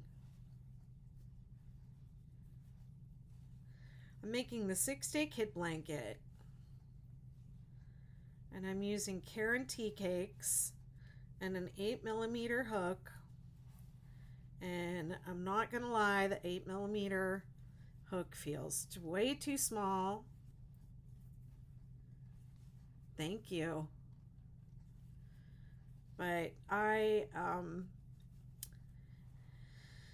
have made these blankets with a 10mm hook in the past, and they stretch out. So I know that this is going to stretch out, and I just want to keep it from stretching out too much. So I am making it a little more dense than I normally would, which is probably not doing myself any favors because I'm trying to crochet all day, and it's not easy on your hands.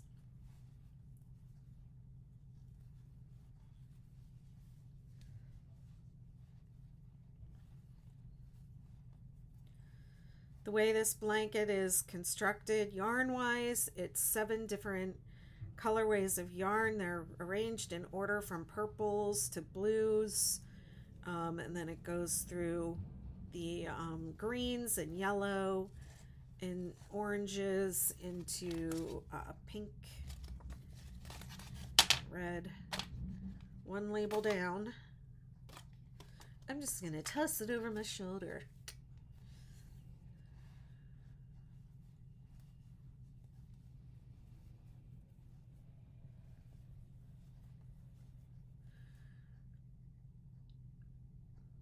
I'm using the Furls Odyssey. It's an ergonomic hook, and it's the only hook I use.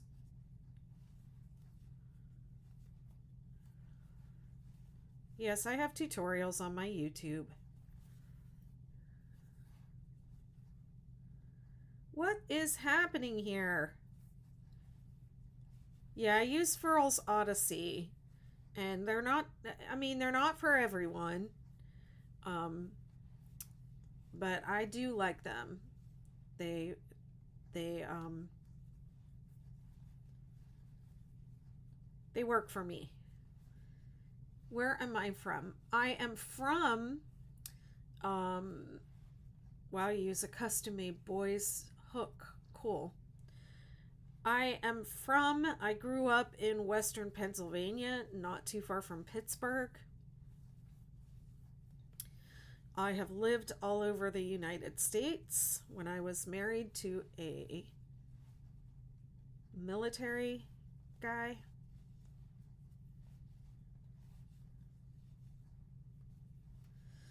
and now I live on the Outer Banks of North Carolina. You need to hydrate.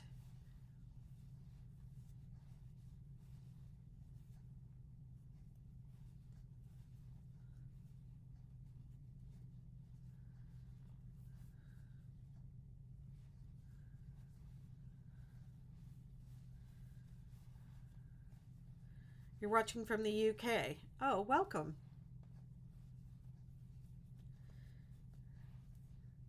I love that about the internet.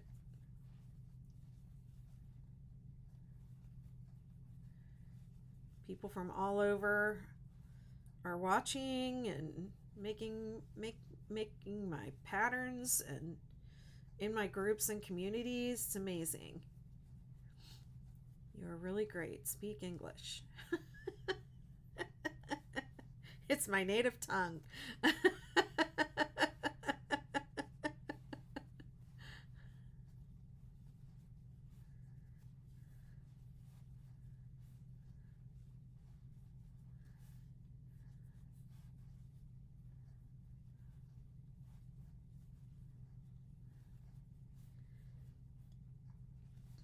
I probably do need to hydrate, Andrew. Although I wasn't sure you were to talk. Are you talking? Were you talking to me when you said that?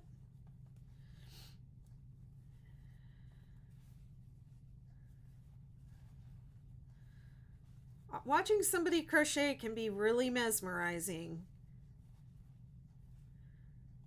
You have never made the straight 6-day kid blanket. You thought the star blanket was it, huh?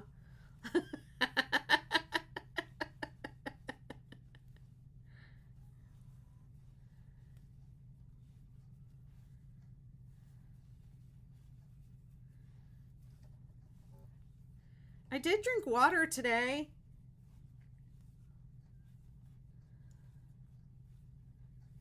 In the very beginning, I was here with a big glass of water with a hydration multiplier in it. I'm gonna make myself another big glass on the break. Right now for me it is 12:49 in the afternoon. I've been on here for about 2 hours. Thanks for following. Yes, I think the star blanket is the easiest one. I think it's easier than the straight one.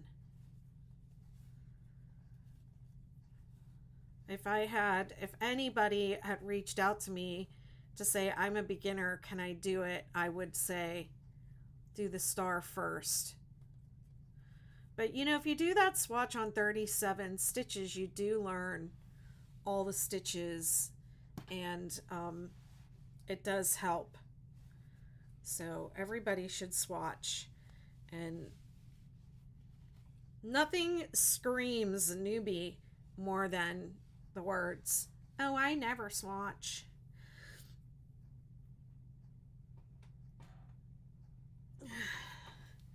I do need water, but I still have 28 minutes on my timer.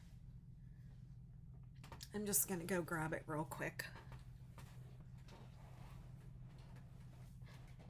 It's hard to get in and out because I pulled my chair in so close.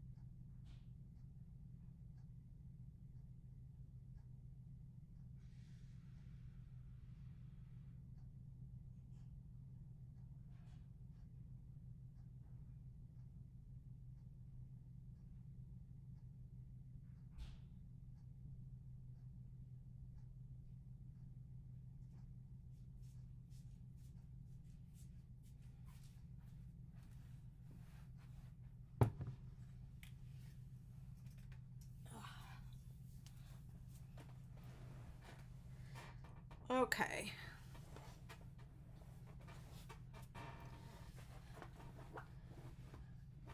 Rhea says I swatched even though I knew I was doing the star. Yeah, because it has all the stitches in the swatch, and you get a feel for it. Thank you, Kristen. I'm almost at the end of this cake, and then this one is gonna be next. Hi, Amy.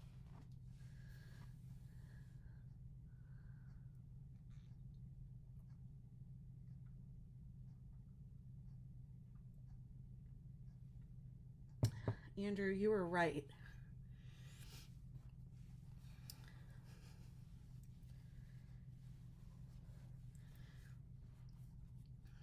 So I know this is going to bother some people, but I know that this gray is going to run out in the middle of the row, and then I'm going to be starting with light blue, and it's going to change in the middle of the row, and I don't care.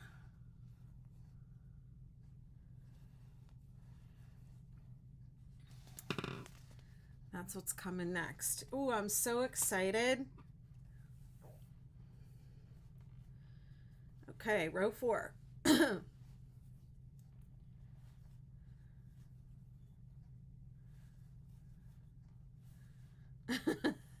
Thanks, Amy. I know. I love when the yarn changes colors, and I really don't care if it happens in the middle of the row or not. And I want I want the yarn to go as far as it can. So I'm not going to waste this little bit right here just to make it not change in the middle of the row. I want to use up every bit of yarn. So to me, it doesn't, to me, I don't care, but if some people do care. So if you care about mid-row color changes, then you could just cut this right here, start the new cake at the end, and save this for your border or put it in your scrap. Yes, that is my sister Amy. Amy Lynn is my sister. Amy, meet Andrew. Andrew, Amy. I mean, everybody has a different comfort level for what is okay, and what they can live with and what they can't live with in their blankets. And if it bothers you that the color changes in the middle of the row, then cut it off. There's no crochet police gonna come knocking at your door. How to learn English. I almost don't know him, wink, and that's why I'm sad. Tell me, please. Dasha. What?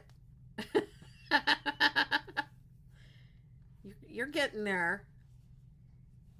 You're getting there. Just keep practicing.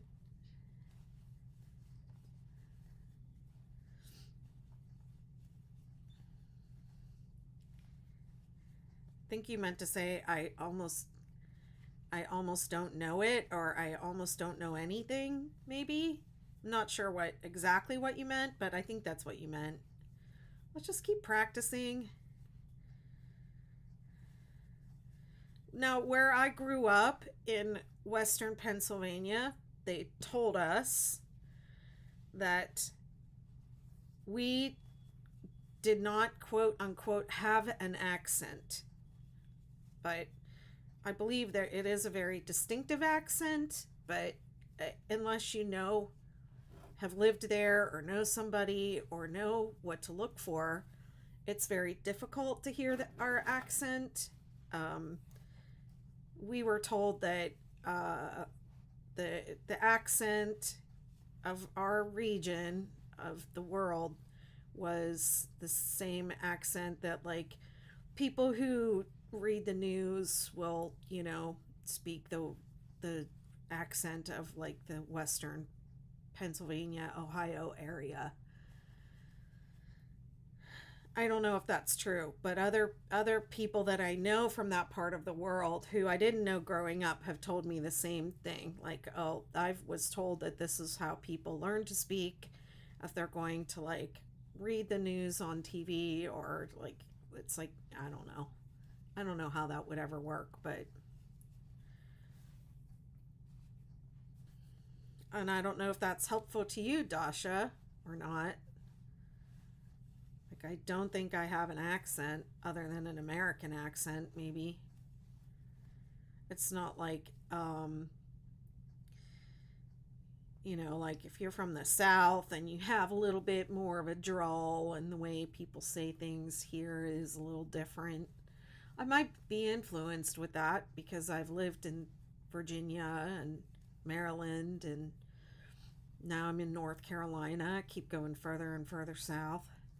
And when you are around people, like I used to teach dance in Virginia, and I know that if I did not pick up like the local accent a little bit, my students wouldn't understand me.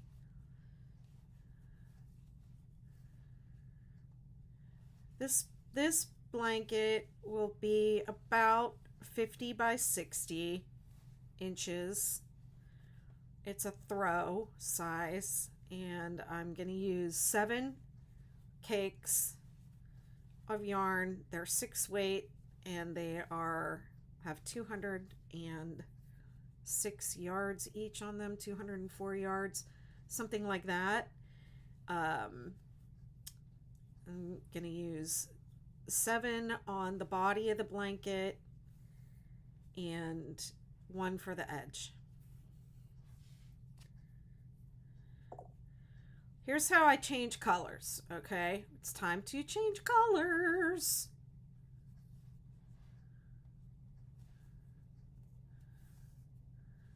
I'm going to do one more.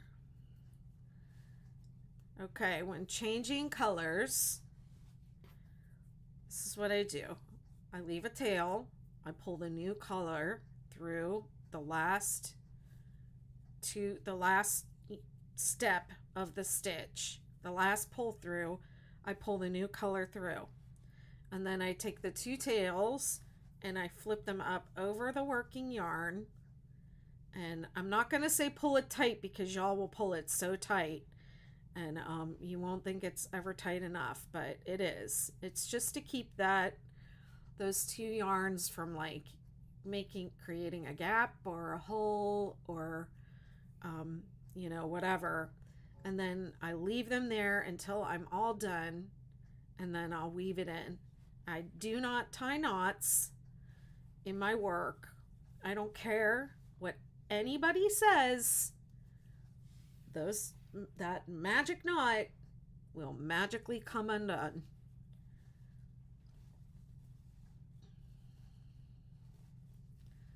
Della says, my cousins from Pittsburgh area had an accent compared to Central PA. That's true.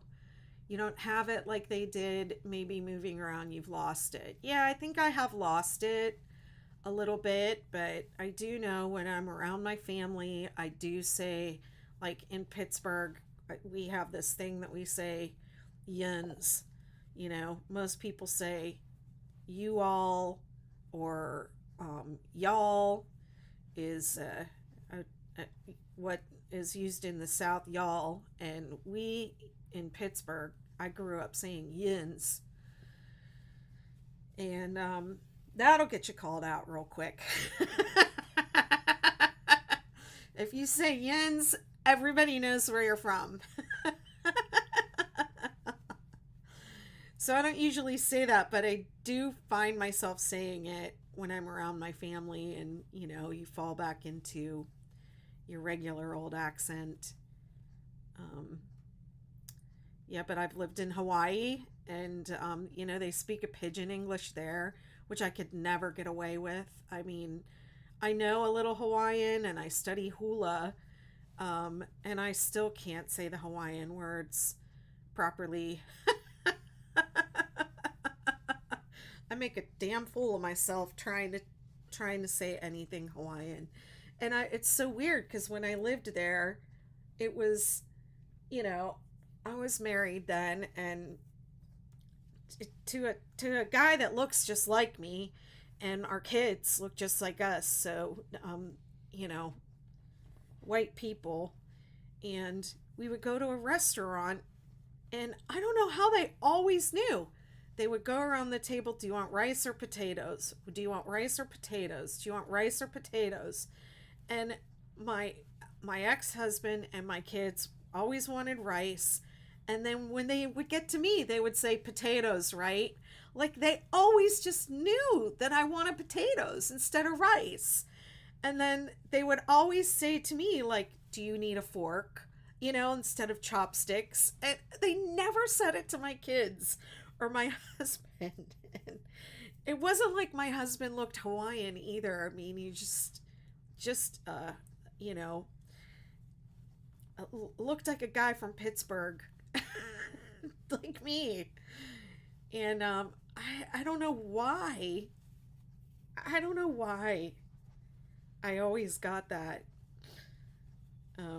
Yeah, but I've lived all over. I've lived in California a couple different times, and people do talk different there. And I've lived in New York, and there's people have definitely have an accent in New York. Um,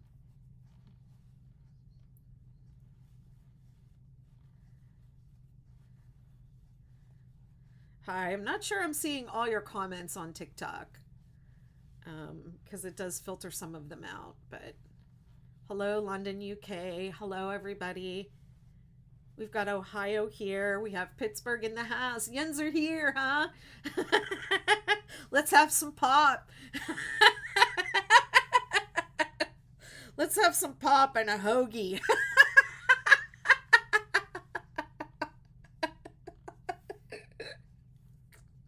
And some hot wings. Oh man, I'm cracking myself up way too hard. Way too hard. Yeah, Ian's coming over. When Ian's coming over, let me know because I have to read up.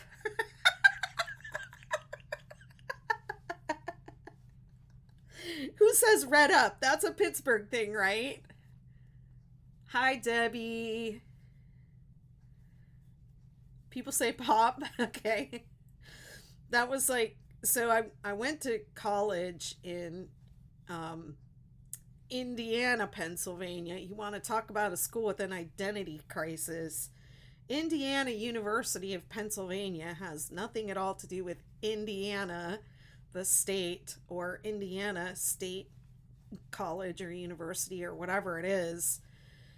Um, it's So I went there, IUP.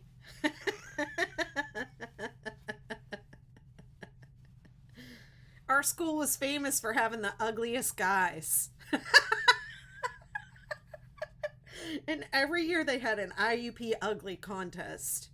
We were like well known for having the ugliest guys. In those college ranking, um, you know, things you read in magazines, those lists of colleges with the best dining hall, colleges with the whatever, and we were the college with the ugliest guys. And so seriously, the dudes were like, oh yeah, you come here, you mean a cute girl.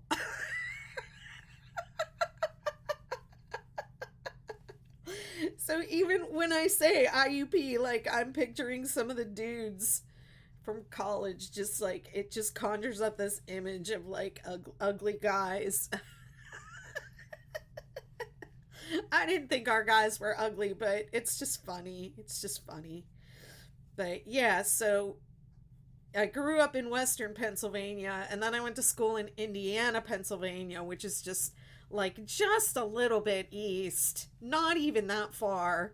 But then you have people from the eastern side of the state that come to college, and the big argument in the college dorm is soda or pop. Do you call it soda or pop?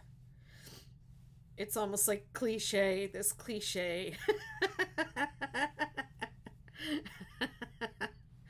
Is it soda or pop?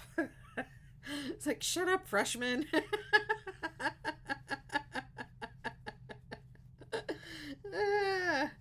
Oh my goodness. This is the 6-day kid blanket, Terry Andrew. It's my design. I am making it with Karen tea cakes. I'm on my second cake, and I'm using an 8mm hook. I'm using 7 different colors of tea cakes, and I'm just working them all the way through, and then starting the next one. So I just started on this blue here is the start of the second one, second cake. So this will be, I'm on number 2 of 7. I'm trying to do it all in one day. And at this moment, I'm just like, what in the heck was I thinking? I think I'm a little loony from laughing at my own jokes. Cracked myself up. IUP ugly. I think Pittsburgh guys are cute. I can't help it. I like the short, little, stocky dudes. Can't help it. Oh, thank you so much, Ohio. If you're commenting from Facebook, it doesn't tell me your name. It just says Facebook user. Pop or soda. I remember some of that. Lolly Gift says, I'm in Texas, everything is Coke. Whether, even if it's like Pepsi, right? I remember somebody saying, I don't say pop or soda. If I want a Coke, I say, give me a Coke. Or if I want a Sprite, I say, give me a Sprite. Just like, well, la-di-da. Just one of those arguments every freshman had. Pop or soda. Now we know Betty's type of men. Well, first of all, I'm only 5 feet tall, so I'm not even quite 5'1". And then, so everybody is tall to me. Terry says, I've seen your patterns and want to do one of them, but I just had shoulder replacement surgery. Oh, goodness. Yeah, definitely wait until you're feeling better. Don't take any chances with your body. That's why I said I wanted to do this marathon because it sounded fun, but I'm also a somatic practitioner, so my body is my number one priority. And if that means I don't finish my blanket in one day on a live, then I don't finish my blanket in one day on a live. I'll come back. I'll do another marathon in a couple weeks, which I'll probably do anyways.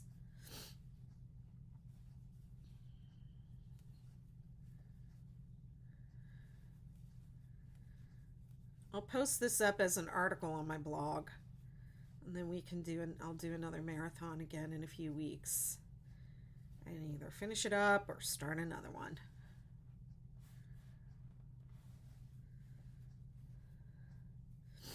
That's really great. We all need to do that solo. You mean take care of your body when you're crocheting? Absolutely. 100%.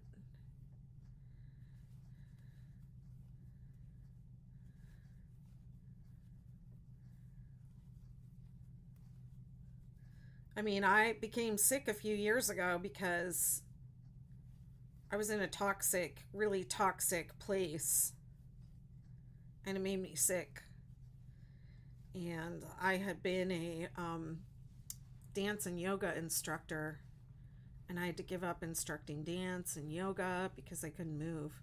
I lost my balance and my coordination.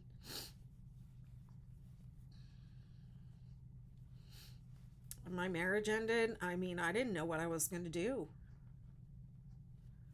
Was all I had ever done was dance. Was the only thing I cared about professionally.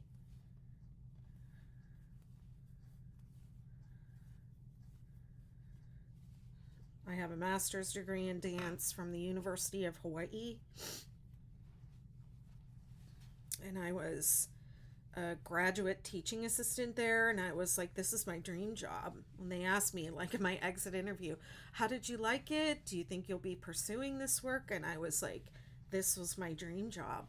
teaching dance in college and having students to create on and space to create in and getting paid to teach and having a salary. It's like it was the best money I had ever made at that time. It was just it was my dream job. It really was.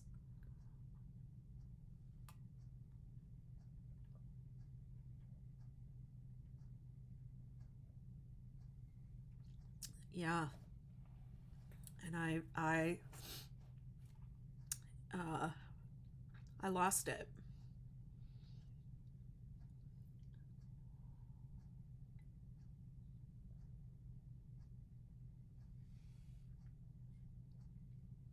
What, Betty is a pro dancer now? We gotta see pull up your chair class.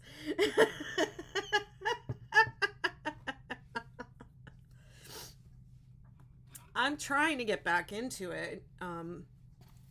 I before the pandemic, one thing that I did do after my illness, kind of, I had to stop teaching. I kept my choreography festival going. So I'm the creator and director of Small Plates Choreography Festival. But 2019 was my last show. It was right before the pandemic, and I actually think I had COVID right before that show too, um, because I was really sick right before that. But anyways, then I only had one show scheduled in 2020, and that was canceled because of the pandemic. And I'm trying now to get it started back up, but producing the choreography festival was like my way of staying involved in dance because I wasn't really able to teach anymore, and it did become really difficult to choreograph, um, because I the way that I choreographed up until then was, by creating movement on my own body, and I couldn't do it anymore. So I did have a dance company, and I had like a body of work, and I had people that were familiar with my work. So as long as I had some of those people in the room, they could kind of help me to explain what I wanted. But then once I kind of went through my whole body of work, and then people wanted to do something new, and I wasn't able to teach the type of classes I had been able to teach in the past, like these, really great dance technique classes. And my way of teaching was always to bring like a piece of choreography in and do that choreography at the end of the class, teach that. But throughout the class, I was presenting technique that supported the choreography and anything new. And it was, I mean, people came to my classes for the choreography. They didn't come for the technique. They came for the choreography, and I wasn't able to come up with new stuff to do anymore with my body. Okay, let's see. People are asking about the yarn again. This is Karen Tea Cakes, and this one is Rainfall. The first one was Dewberry Plum, and then Rainfall. And then the next one is Ocean Night, Marine Green, Rainforest or Underbrush, Sunset Stroll or Cocoa, Wild Cherry, and then you can edge with any color. And I have written down, I used Storm to edge. But yeah, that's my story. Well, I mean, part of it. And then I started choreographing a little bit more using I started developing a technique, and I called it mosaic technique, and where I would just have the dancers, I would just draw the movement out of the dancers, and I enjoyed doing that. But I just, when the pandemic came, I stopped doing all dance things, and my crochet business took off. And here we are.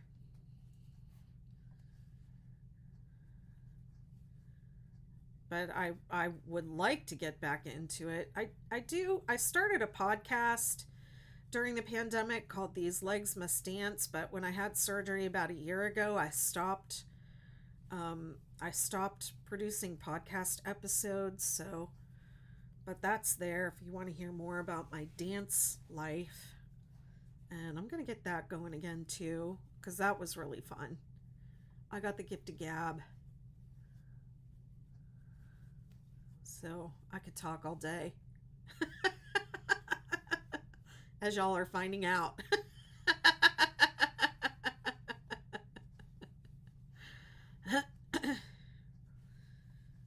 I am a professional dancer, or I was. Definitely not. The podcast is everywhere. It's called These Legs Must Dance. I'm gonna get that going again. I'm gonna be starting a podcast. I'm gonna do that this year too, for my crochet world. Get that going. I think that would be fun, and that would help me get going on my touring project, where I'm gonna tour the country in a 6-day kid blanket bus and go meet all you guys. Thank you for making this pattern. I've made so many of these blankets for my customers. Oh, Sydney, thank you for checking in. That's wonderful. I hope you made tons of money. All right, that's 2 hours. Wow.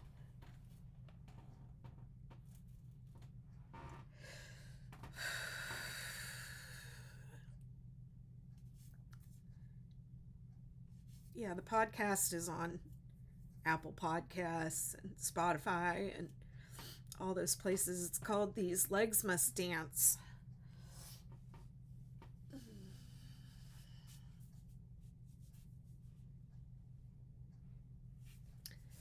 But I have one festival performance on the schedule for November of this year. I'm trying to get maybe 2 more going.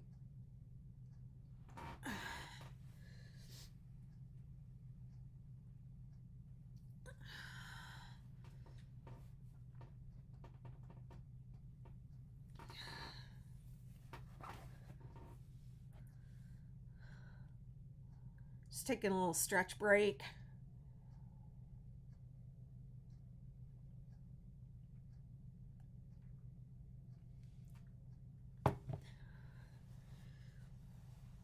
This part kind of looks like snowflake effect a little bit, doesn't it? With the gray here and the gray here. And then this looks more like vivid chevrons. Are you talking about starting your crochet business? Do you only crochet blankets? How did you start marketing, and where do you sell? Okay. I'm gonna, Doje, I'm gonna come right back to your question. Okay, I'm gonna get up. I look like I can't walk or I can't stand when I get up out of this chair, but just let me just explain to y'all that I have it so tight into the desk, and I don't want to move it because I have it sit where I want it to be. So don't judge me. Don't judge me if you can see me. This is the one I'm doing now, and this one's next. Okay, see the progression of the, now we're going to go into the blues, and the blues are going to start going into greens. This is my favorite. I love this.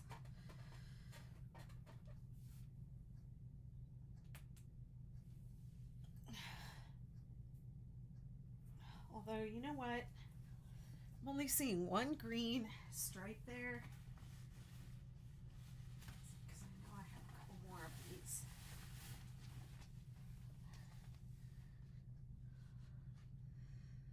Oh, this looks exactly the same. All right, I'm just going with whatever. Whatever I got out is what I'm doing.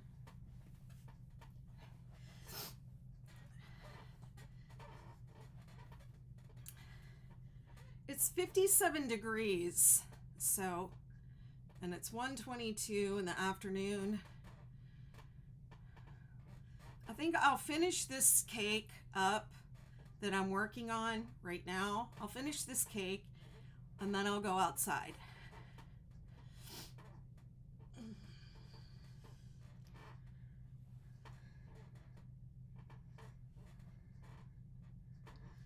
Okay. Woo! I'm an athlete. Crochet athlete. Okay. Doje. Talking about crochet business. So, I do have a crochet business. I do not make and sell. I do not sell completed items. That is not my business model. Okay. If that is your business model and you would like some business coaching for how to get started, I cannot recommend Pam Grace, the Crochetpreneur, highly enough. I've been in her Crochet Business Academy. This is my 3rd year. She's an amazing coach in person, and her course is really valuable, and it's only like $300 a year or something like that. It's an amazing community. It's really worth the investment. If you want to start a crochet business, a maker business, I highly suggest using Pam Grace, the Crochetpreneur, as your business coach. And you can Google her. I have an affiliate link, but I'm not going to post it right now because I really want to get this done. Oh, wait a minute. I just started crocheting, but I didn't set a timer. I'm going to set a 60-minute in case this takes more than 60 minutes to do. And I'm going to finish this cake, and then I'm going to take a break and go outside. And when I go outside, I'll take TikTok with me, but I won't be taking YouTube and the other places. I'll be turning that off, and I'll come back to that when I come back into the house. So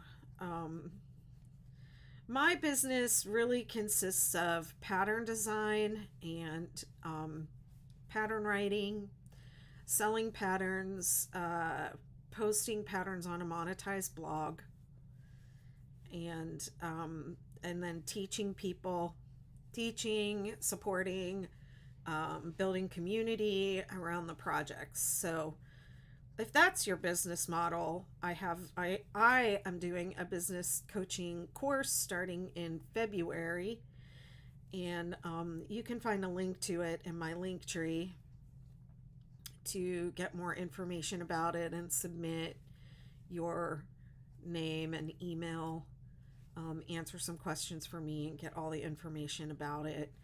I don't know that I'm going to do a whole lot of business coaching, but I do want to form a group help people form groups to support each other, and I can support you and help you get started with your. I mean, my thing is monetizing. I don't sell my makes. And I'm definitely not saying no one should. I'm just saying that's not for me. I am using a Furls Odyssey crochet hook, and it's an 8mm hook. I use the Furls Odyssey. To me, they're the most ergonomic for my hand, and the way that I hold my hook and the way that I crochet. They have different styles of hooks for people that hold their yarn differently than I do. So you should for sure check them out first, and maybe reach out to them for the right kind of hook for you. I know they can give you advice about which of the hooks is best for the way you hold your yarn. Hi, Kathy. let me see. I'm on my third hour. I have this little 60-minute timer I've been setting. So I just flipped that over for the third time. I'm on my second cake, and I'm doing the regular 6-day kit blanket, the back and forth version. And let's see, I'm hydrating, and I took several movement breaks. I'm gonna need to eat probably before I go outside. Yeah, I'm planning to go outside after this cake is done. It's my second cake. I'm gonna take a little longer break, I think, and maybe either take a walk outside or take my crochet out and sit on the beach for a little while and crochet out there. It's nice today. I've been watching that. It's 57 degrees. This one, Kathy, is the rainfall. I started with the dewberry plum, and then I went on to rainfall. And then this is next. This is the rainfall. And this is next. It's ocean night. Ocean night.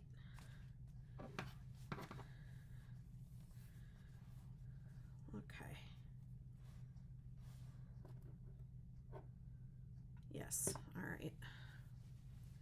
I'm taking breaks at the end of every row. I'm taking breaks at the end of every cake. And I'm taking breaks at the end of every hour. So it's been a lot of breaks.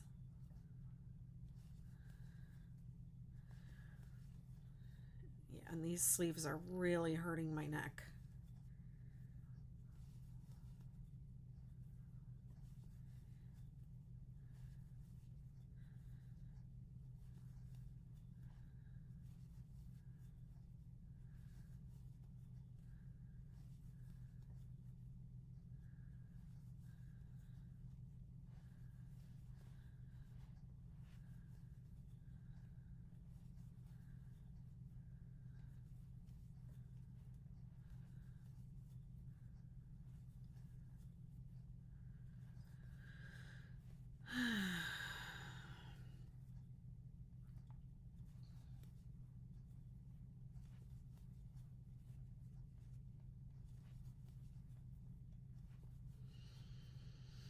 Man, I really love this, like, I don't know what kind of blue this is.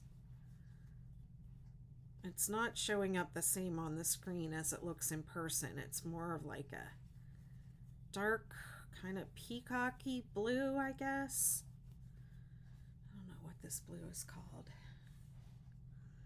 When you crochet like we do, you need a lot of breaks. And yes, that includes breathing. Yes.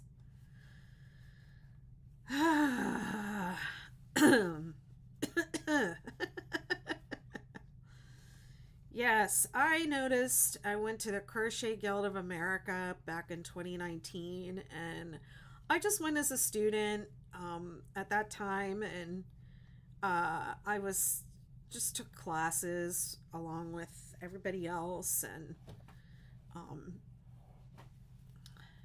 nobody knew who I was. And I noticed when I was sitting in this one class and we were learning something new, it was Celtic knot crochet. And it's where you crochet this cord and then you arrange it into a Celtic knot. And it was really cool, actually. Really cool technique. But my friend next to me, I could hear her holding her breath. And I was, you know, when you're a somatic practitioner, you notice stuff like this. You notice people's bodies, and you notice stuff like that, like if someone's breathing or not. And yeah, so I started trying to like work breathing into my crochet routine.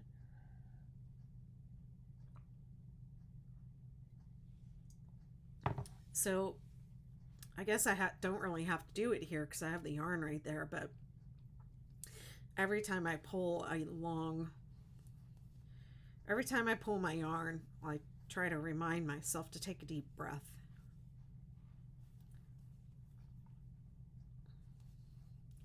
Bye, Andrew. Get better.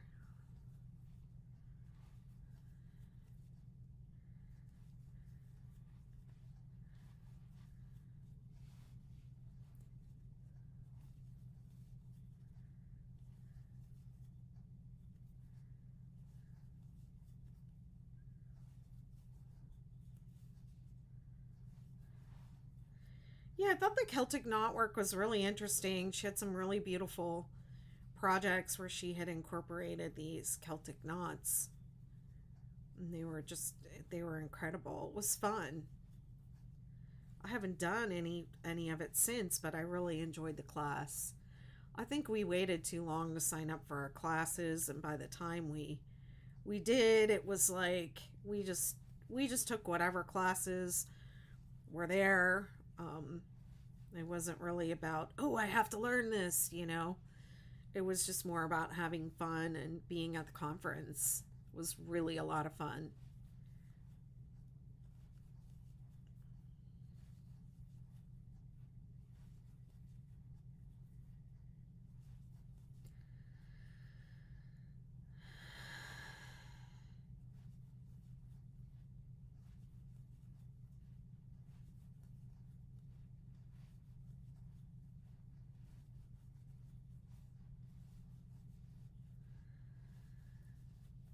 Thanks for following. Appreciate it. Trying to crochet this whole blanket in one day.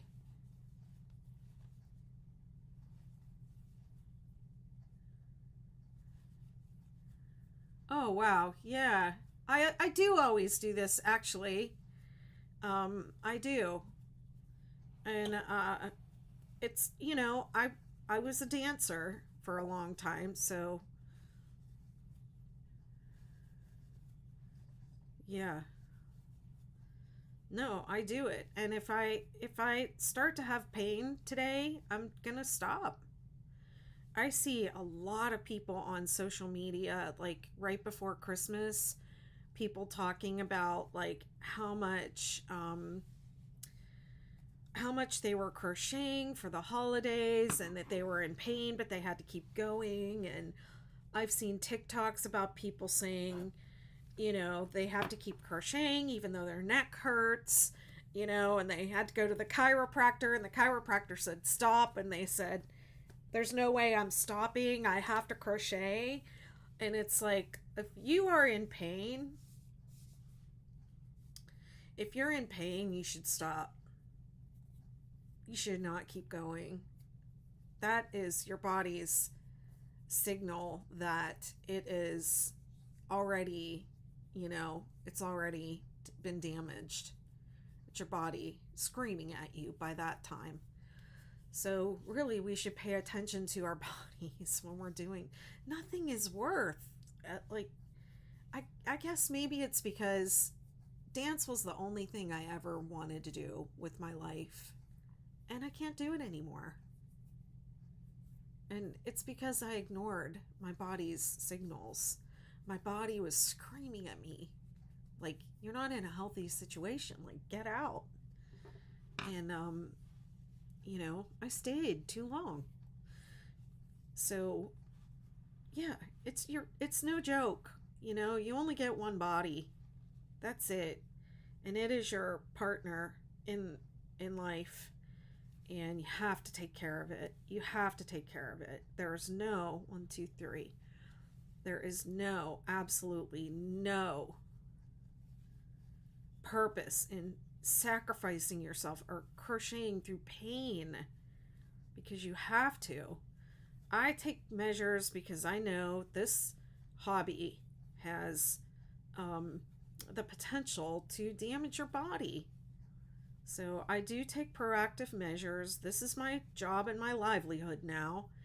And so I take measures to protect myself, and nothing is more important than my body.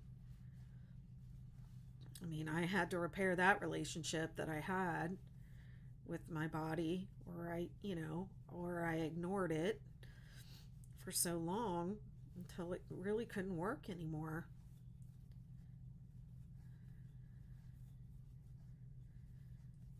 And then I also see, and I'm not criticizing anyone, but I do see people giving advice about how to handle pain or things to do for pain. And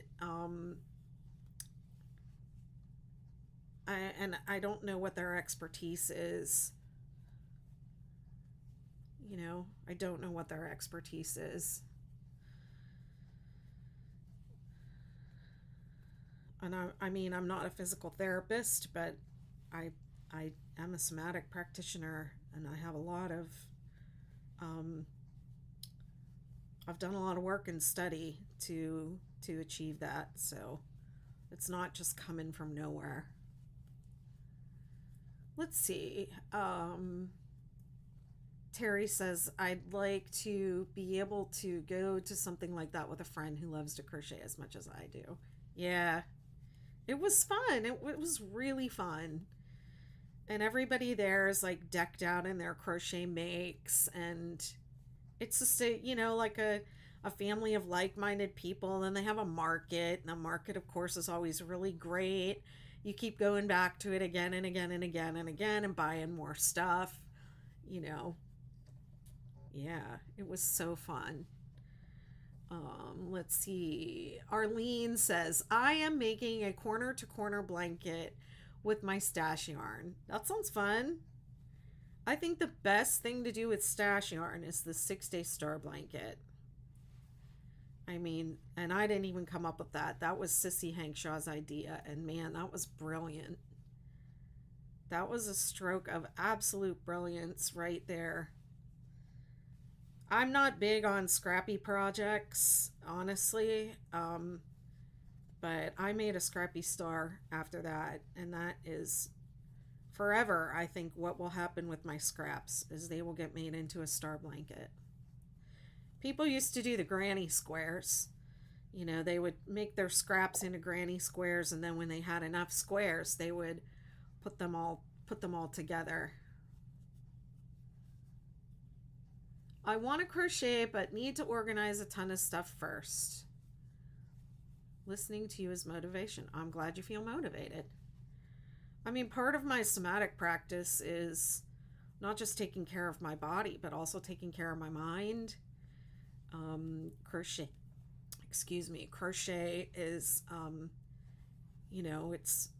it's part of my mental health, my spiritual practice, and I think it's a practice that a lot of people do for mental health. So I know I'm not alone on that.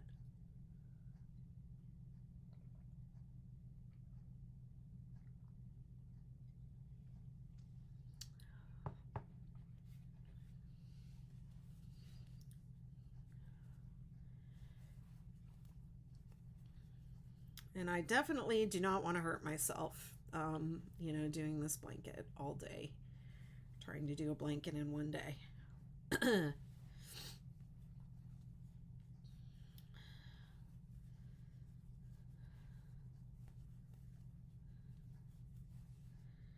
But yeah, crochet is something I've been doing since I was a little girl, almost every day. And if I don't do it, I don't feel right. How many things do you do every day? How many things do you do every single day? That's a practice.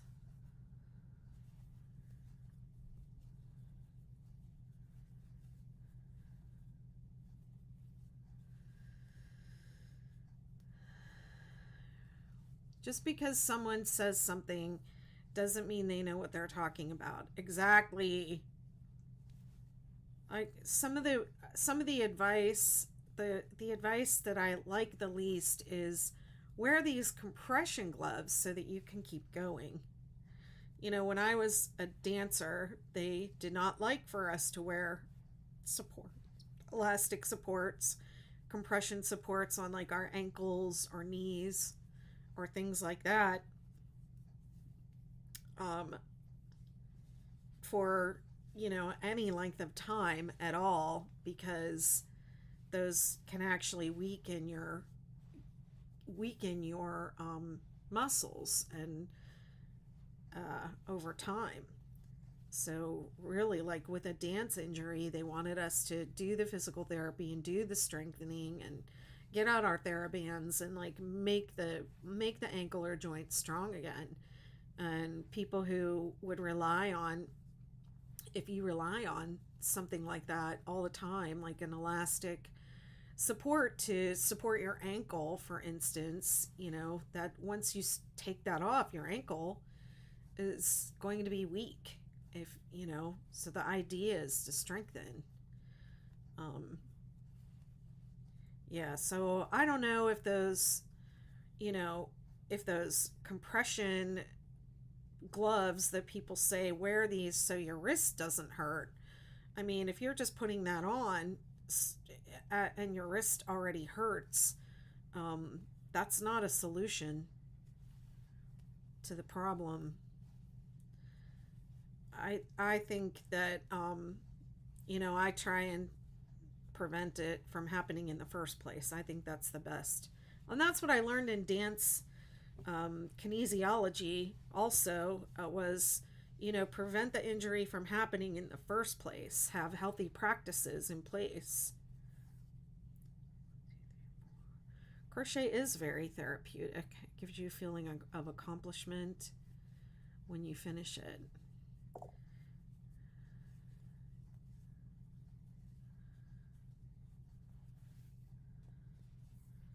Yeah, if you really like to crochet, don't blow out your shoulder doing it, you know,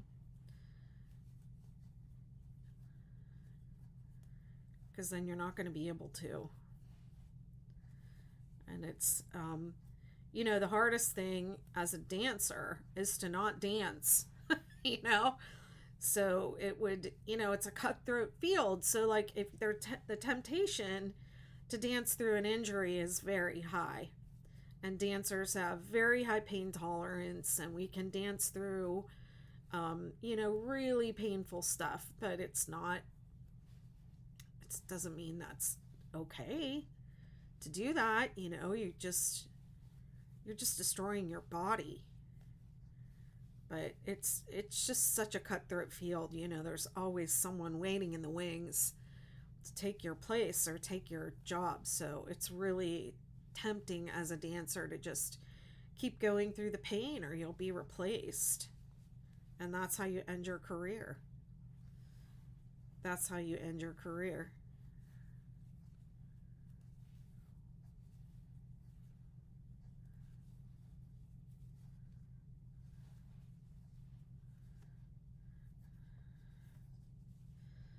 Yeah, I like, you know, I I think what can be therapeutic too when you choose a project, if you, I think everybody who knits or crochets or does this kind of handwork should, um, definitely take the opportunity from time to time to make something for themselves.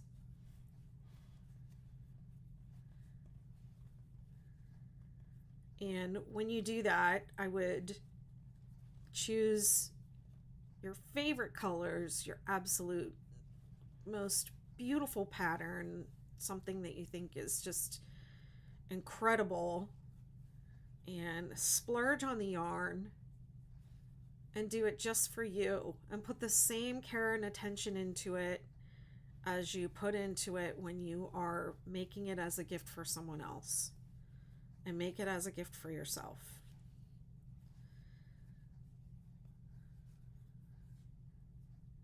I mean, that to me is self-care crochet, is actually making something, the physical item for yourself.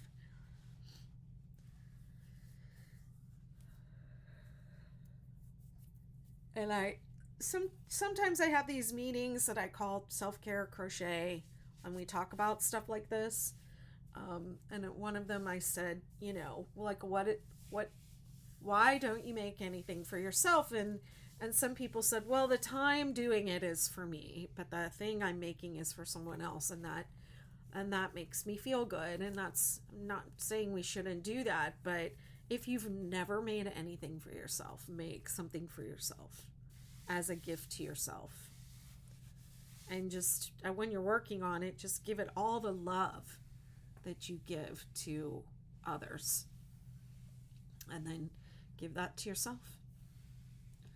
Molly wants to know, what kind of dance did you do? I was brought up in the tap jazz ballet recital school, and I did a lot of like band front kind of things and cheer. And when I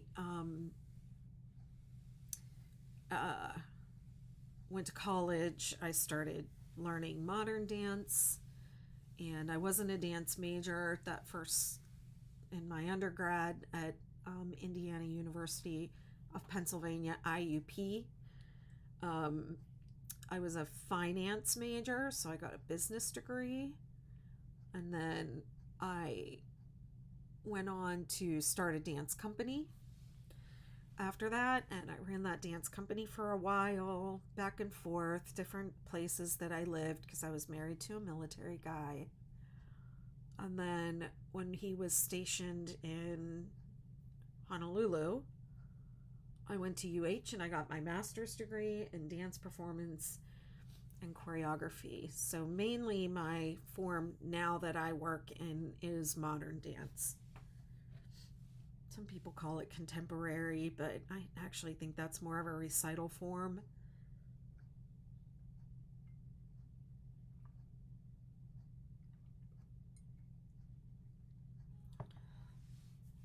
I also learned hula when I was there. So I started practicing hula again last year. I'm terrible at it.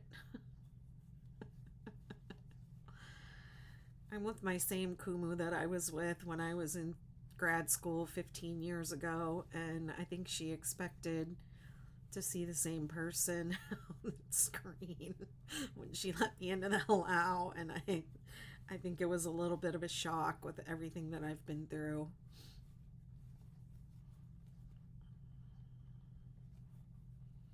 But it's fine, they let me dance, so it's all good. Okay, I decided that after this cake, I'm going outside. I don't know, I might bring TikTok with me. I am starting to feel a little twinge in my shoulder, so I think I might have to adjust. We'll see. We'll see how I do. Maybe I can do one more cake and then I would be a little more than halfway.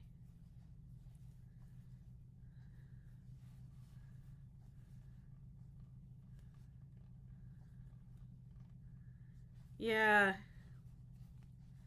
that's really similar to my background as well. I mean, we just had the club in college, but we went to ACDF. My advisor took us to ACDF.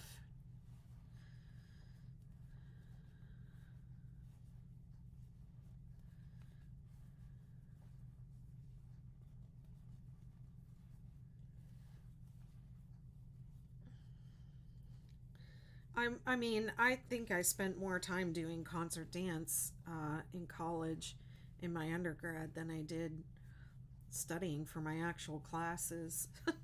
I was there to take. Bye, Debbie.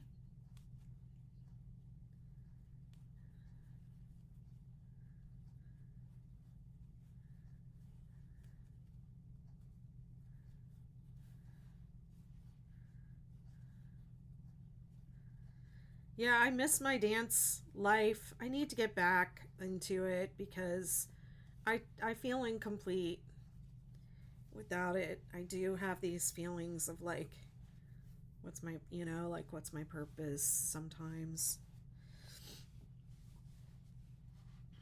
Cuz I spent my whole life. I mean, after I got my master's degree, I went to um I did the certificate of movement analysis, which took 3 years, and that was like getting another master's degree. And then I went to the Core Energetics Institute, and I I got an advanced certificate of, you know, I'm an advanced practitioner of core energetics, which is a somatic modality, somatic psychotherapy modality. So I practiced that, and I did yoga teacher training. Before I did core, I did yoga teacher training, and it's a lot, you know. Like, I really studied the body and movement from all these different perspectives.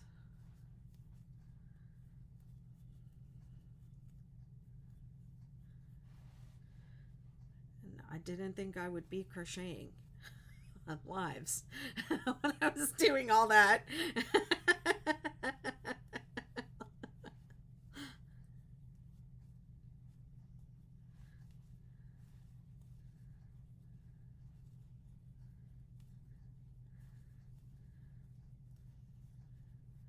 Hi, thanks for following. But you know, I crocheted through all those things, so I mean, it's not surprising to me that because crochet is such a big part of my life and it always has been, crochet and knitting, there was a while there when I wasn't really crocheting at all. I was just knitting, and I do love to knit. But when this pattern went viral the last time, that's when I like really started paying attention. I hadn't been paying attention before then. I would get emails and people would ask me questions about the 6-day blanket, and I would just be like, huh? I don't know. I don't know.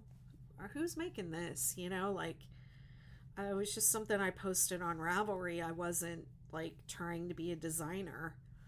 And then it went viral. It went viral a couple different times, because there would be times when I would get these floods of emails and I would just be like, what is going on, you know? But I didn't know I didn't know what I was doing, and I was doing other stuff.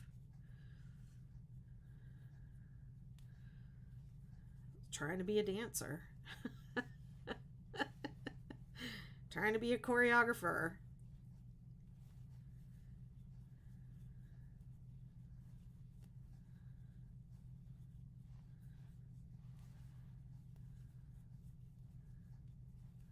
Hi, Daphne.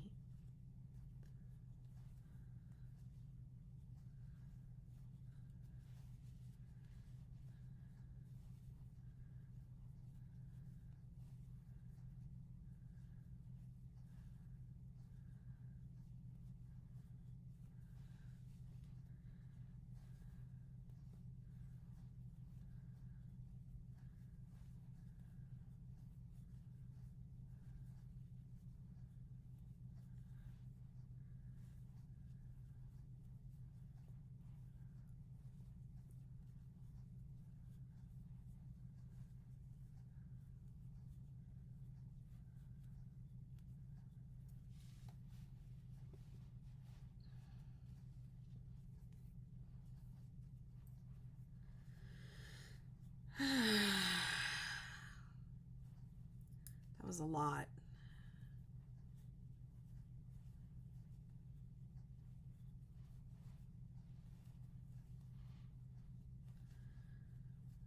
Uh-oh, the yarn is changing colors.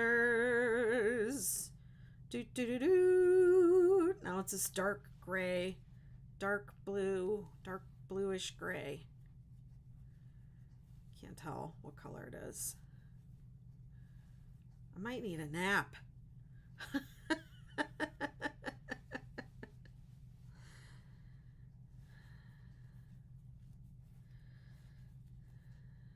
I'm definitely going to go outside after this cake. And did y'all just hear my stomach growl? I'm going to get something to eat. Maybe ramen. Make myself a quick bowl of ramen.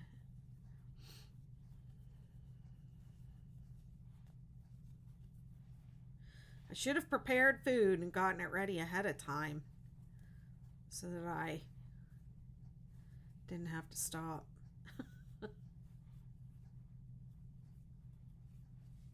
Thanks for sharing the live. I appreciate it.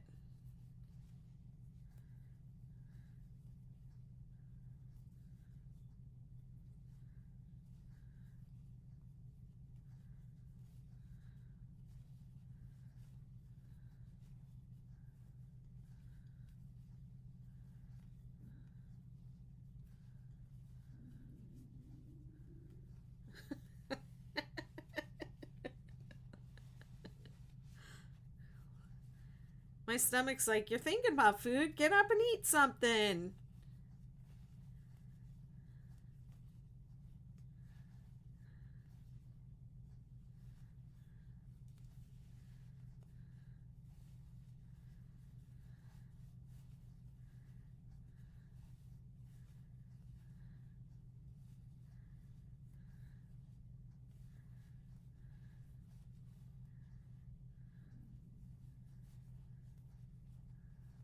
Hi, everyone.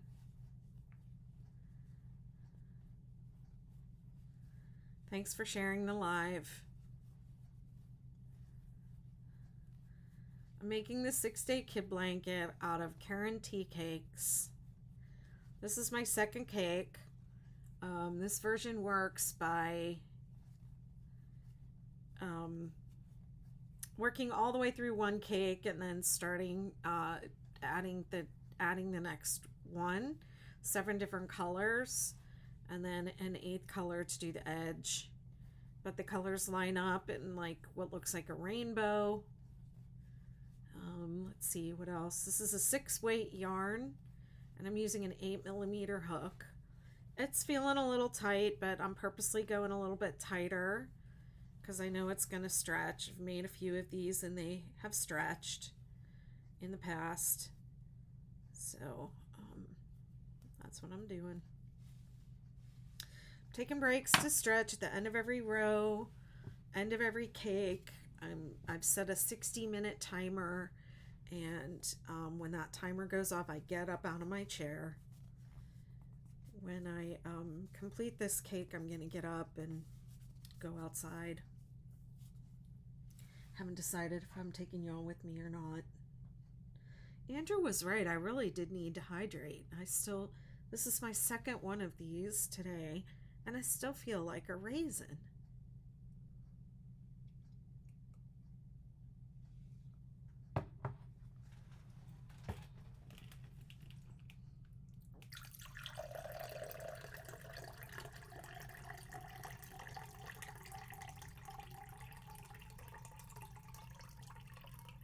This is the second one today, and I haven't had to go to the bathroom. So that's lipedema right there. It goes into the tissues. It goes into the arms and legs.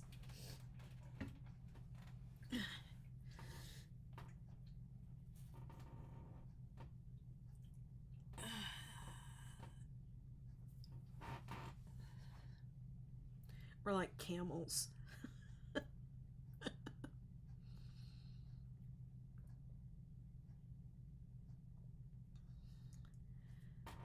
Christy, you can. I've said all of them. I'll say them all again. But this replay will be on YouTube, so you can go back and watch the replay if you need. Because I'm not going to stop and message people right now. But the colors they start with dewberry plum. Use the entire skein, and you attach and use the cakes in order. After dewberry plum, you go to rainfall, ocean night, marine green, rainforest or underbrush,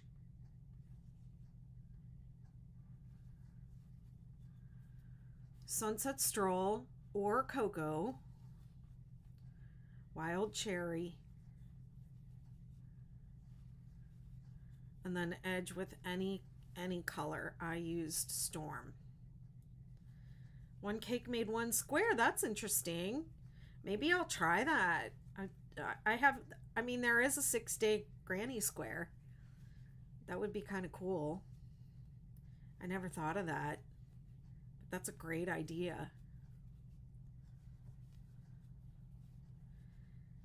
You need like 12, I think.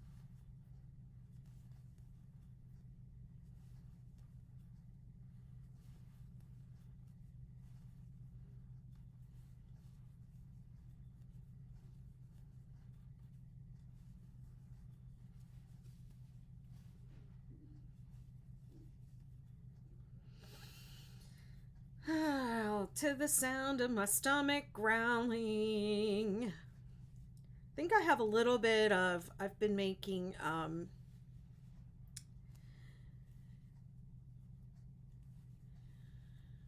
what the heck is it called? Sourdough bread. Every couple times a week, I make myself a loaf of sourdough bread and then I eat it. And it makes great grilled cheese sandwiches. So maybe I'll make that.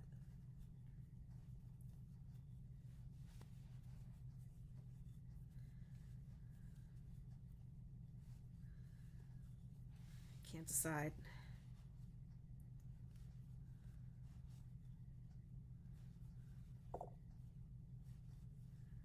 Hey Dee. Yep, I'm coming up to the end of my second cake here. I have that much left. I don't know though. 2 down, 5 more to go. Plus a border. I definitely don't think I'm going to get the border in today for sure. I kind of wasn't planning on it, but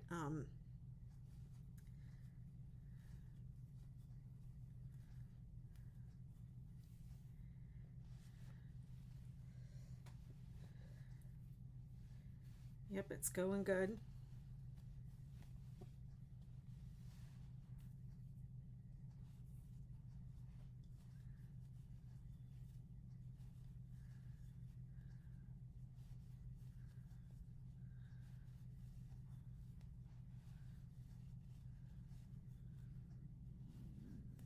Oh my gosh. That stomach growl started on one side of my body and went all the way across to the other side. That was weird. It's like, hello, you're talking about listening to your body, and you're not listening. We're hungry.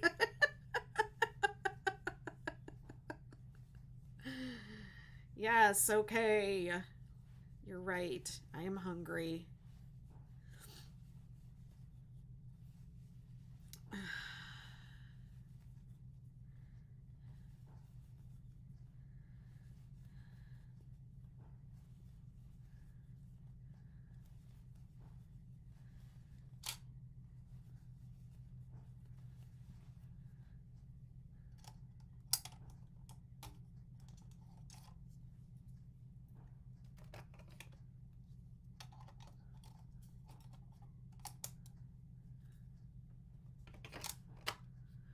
So my overhead died again, and the battery is not all the way charged. So yeah, it's about time for a break. The break is coming, food is coming, the beach is coming. Hi, thanks for joining, thanks for following. Appreciate you guys. Appreciate yins. Let me me see. It's still 57 at the beach. It's warm enough for me, man. Especially in these stupid sleeves. I mean, my goodness. So this pattern is the 6-day kid blanket. It's free on my site. You can also purchase an ad-free PDF.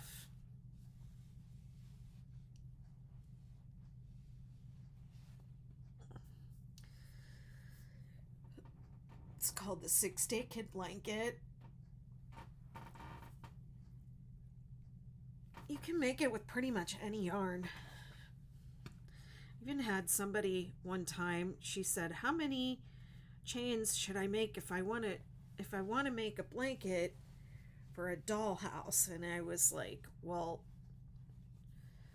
I think she was like with worsted weight or something like that. And I was like, don't use worsted weight, use like thread and micro crochet it. And she did. She micro crocheted this little tiny 6-day kid blanket with 5 points for her dollhouse.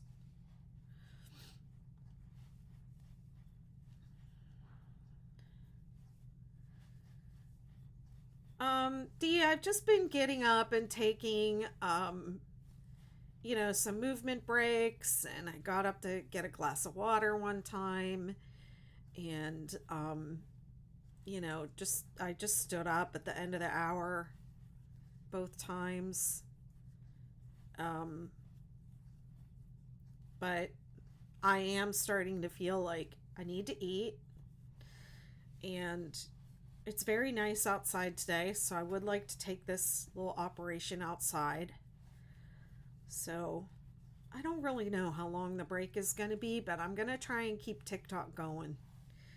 Even if I think what I'm going to do is I'm just going to put my work down while I, I'm going to take a bio break, and I'm going to eat and, get packed up and head down to the water. But I'm going to try and keep TikTok going that whole time. But I think I'm going to be maybe about 15-20 minutes or so while I get some lunch, get something to eat, and get ready to go down there. I don't know what it's like.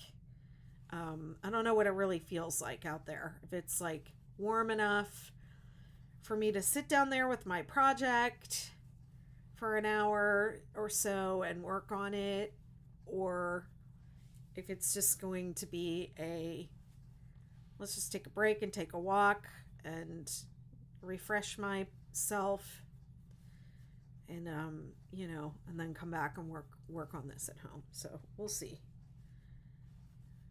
So the answer to your question is there is no answer.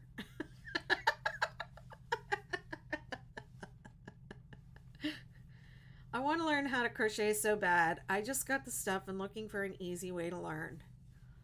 I mean, I guess it depends on how you learn. There's YouTube tutorials. A lot of people learn from YouTube. I think Bonnie Bay Crochet has some beginner stuff. Crochet Crowd, Mikey of Crochet Crowd, of course. A lot of people learn from his YouTube channel. If you don't learn well that way, or you want somebody to help you, then check with your local Michaels or Joann's or library, and get somebody to teach you in person. Get Her Done says, hello, 38 in Bay City, Michigan. How are you? Having a good day. Yes, I am. Do you have a newborn baby blanket with 3-ply yarn? Yes, I do. I have the 6-day baby blanket, the 6-day baby girl blanket, the 6-day baby boy blanket, and the 6-day viral baby blanket. Well, they're all on my site. They all use 3-ply yarn. They're all done in different colors and different stripes, different ways to stripe the blanket, and they all have different edges. Probably the most widely known one would be the 6-day viral blanket.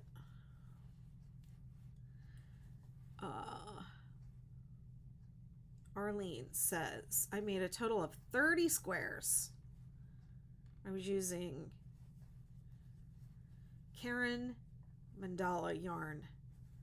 Well, Mandala is Lion brand, but Karen has some yarn that is look-alike to Lion brand's Mandala, but Mandala is Lion brand. Unless Karen has their own Mandala that I'm not aware of.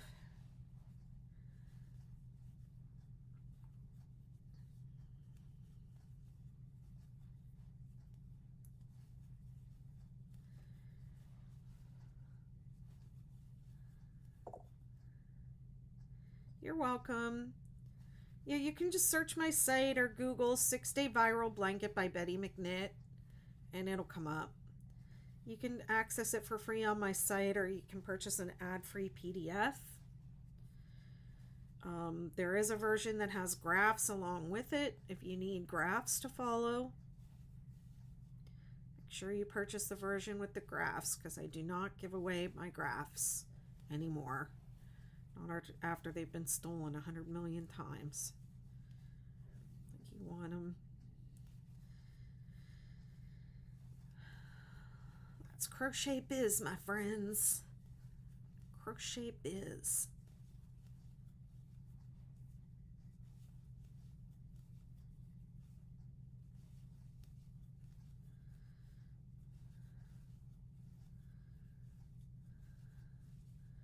Another good way to get my patterns is to join my membership community. And you get 4 patterns a month as part of the membership, and it's well worth it. The community is still, I haven't raised the price yet for 2023. I'm going to do that on Monday. So if you want to get in at 2022 prices, you can still do that. It's, I think, $10.97 a month and $111 for the whole year. But I give away so much free content in there. It's really worth it. And you can come to the Zoom calls and take part in the Zoom calls with me and my buddies that are part of the community. It's a really nice community of people. We have fun. We are, what are we doing right now? Well, we have Craft and Chat almost once a week, about 3 times a month. We have Craft and Chat, and it's just your basic, everybody shows up and brings whatever project they want to work on, and we work on that. And then I have some themed chats too, which a lot of the time it's the same people coming and sometimes working on the same projects, but not always. But I do some kind of behind the scenes designing there, and I share what I'm working on, what's still in progress, through pre-releases and draft releases. And sometimes I hold meetings and talk about, like, oh, what do you guys think would work here? What do you want to see?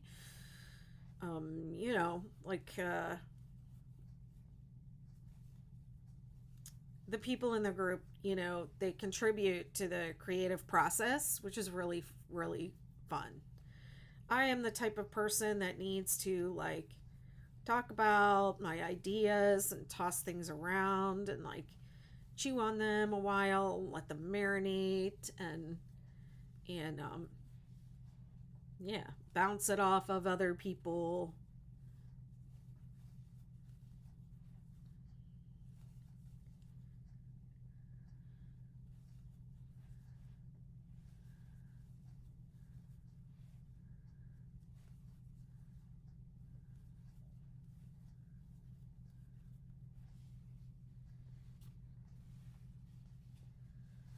Woo, look how far I've gotten. This is the coming to the end of this second cake. Look at that. Look at that. Would you look at it? Look at it. Oh, look at that. Woo! All right, I'm getting loopy. I think I started out loopy and I'm getting loopier.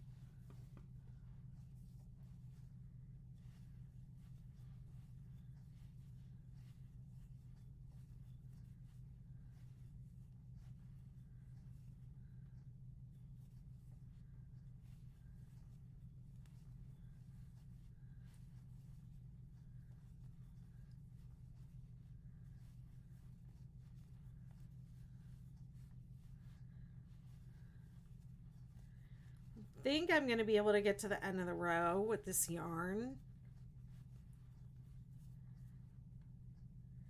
And maybe partway across the next row. I think that's my prediction. That's my prediction.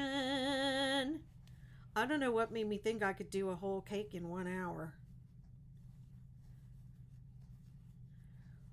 This is my third hour and I'm still on the second cake. And we're coming up to the end of the third hour. So I don't know what I was thinking. I'm doing 7 peaks.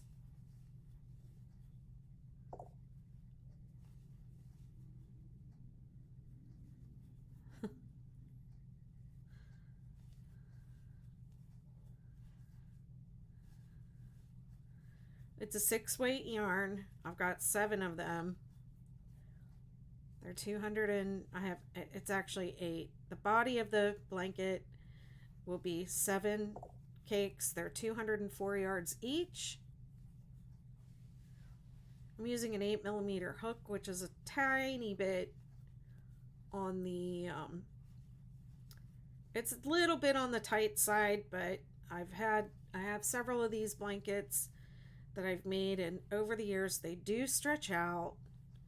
So I just wanted to make it a little bit tighter than maybe I would like. It would be more fun and easier on my hands if it wasn't quite so tight. Thank you, Arlene. 7 peaks. So it was, how many did I chain? 123. I'll make a 50 by 60 inch throw size. Well, I'm not going to eat until I get to the end, either the end of the cake or the end of the timer. I'm going to try and finish up this cake, and then I'm going to take a break and go eat, do all the other stuff I said.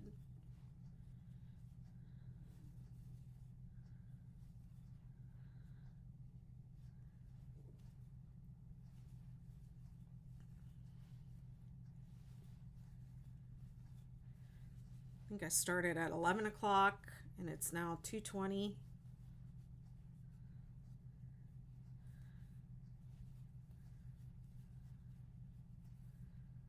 So I'm doing good. I'm doing good.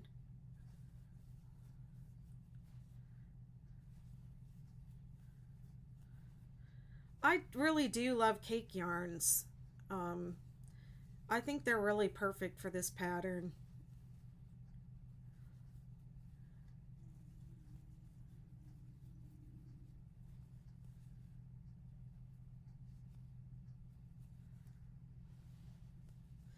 I think the long stripe variegated yarns are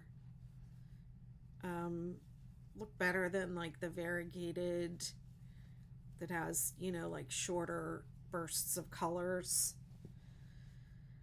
But I have seen those used really beautifully in 6-day kid blankets.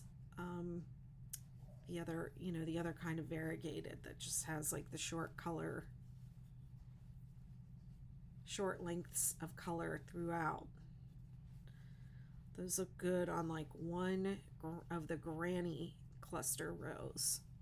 Or add, there's a variation that we call Australian confetti, and that is when you add an additional granny cluster row and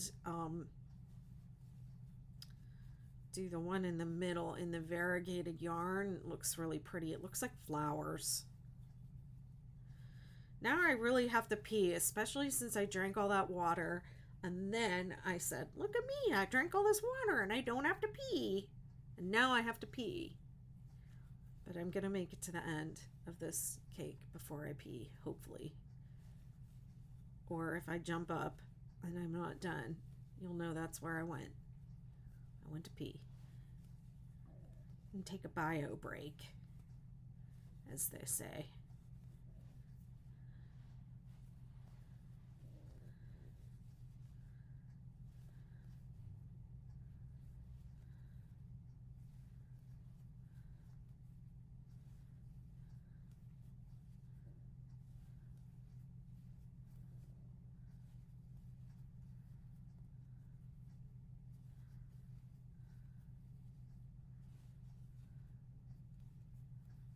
Thanks for following. Hi, everyone.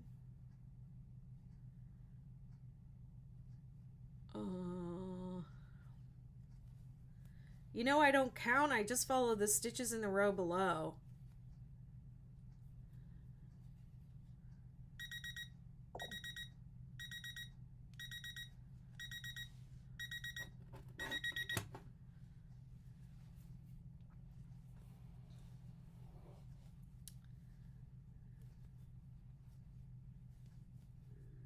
There's my 1-hour timer. I'm going to finish this cake and then take my breaks.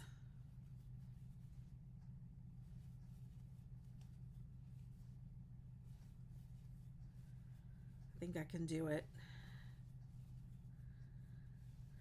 Notice how I'm crocheting faster. That's because I have to pee.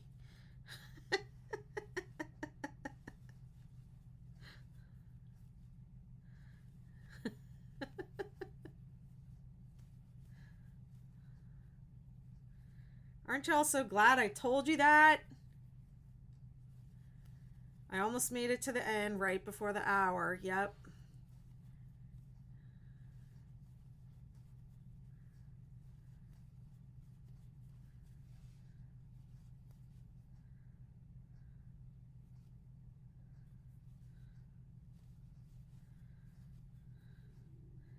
I've done really good. I've gotten up out of my chair at the end of every hour.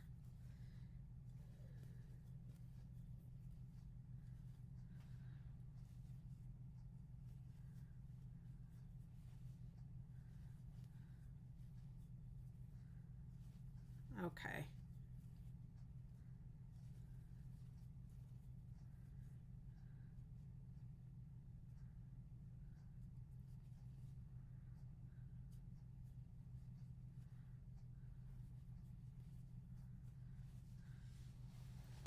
Okay, let me lay it out and admire it.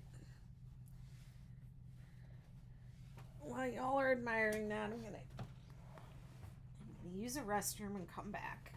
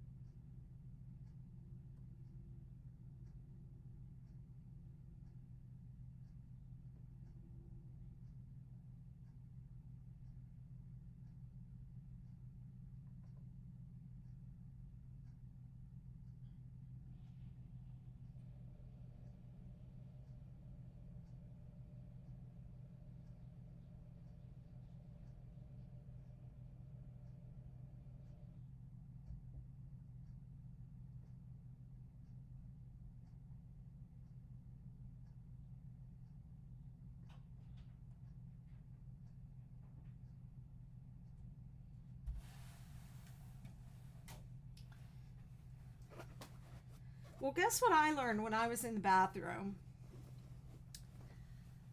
I have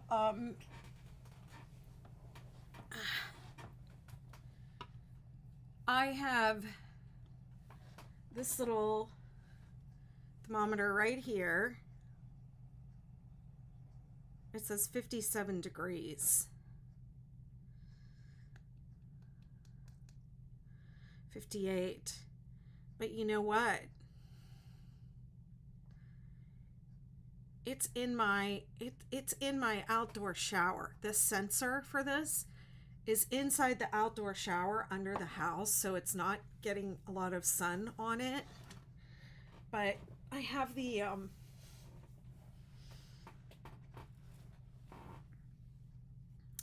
Alexa thing in the bathroom that shows the temperature outside, and it says 66. 66 degrees.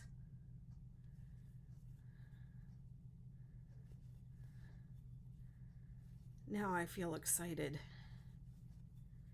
I feel real excited to go out there. I bet it's going to be nice, but if it might be windy. If it's windy, then it will be no bueno.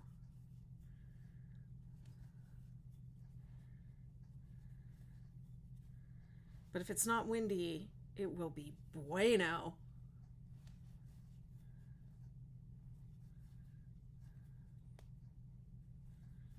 It will be very bueno.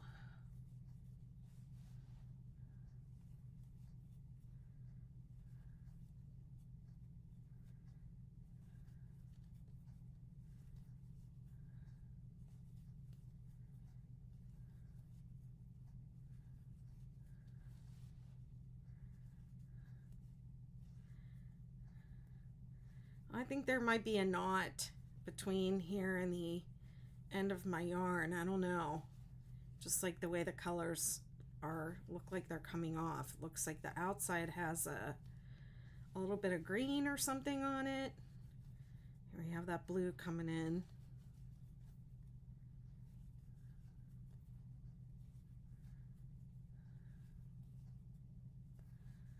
Okay, so if I do go down to the beach, I'm not going to be on crocheting on overhead. I'm probably going to take my little tripod. Where'd it go? Where'd I put it? Oh, I see it. Take my little tripod probably with me and set that up with ocean view for you so you can enjoy the amazing ocean today. I don't know. I'll take the crochet project with me, but I might not crochet the whole time or at all when I'm down there. But I'll take TikTok with me. I'll take the crochet with me, and we'll see how it goes.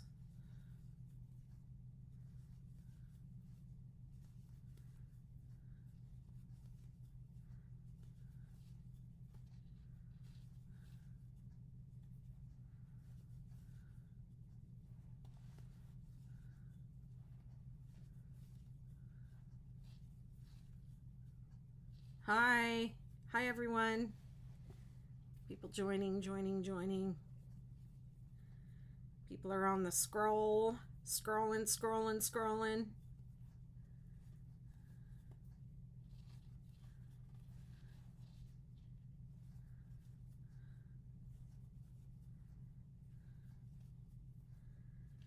Yeah, and then I might migrate to my sofa when I get back. We'll see how I'm doing. Did y'all notice I took my sleeves off? They were hurting my neck.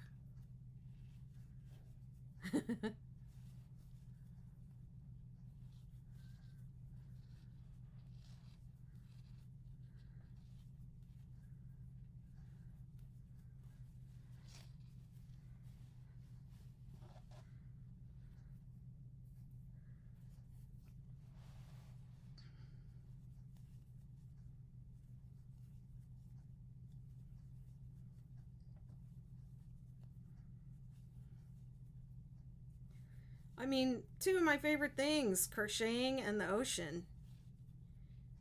Put them together. What do you get? Pure joy. I could sit there and crochet all day. It's warm enough. The temperature's right.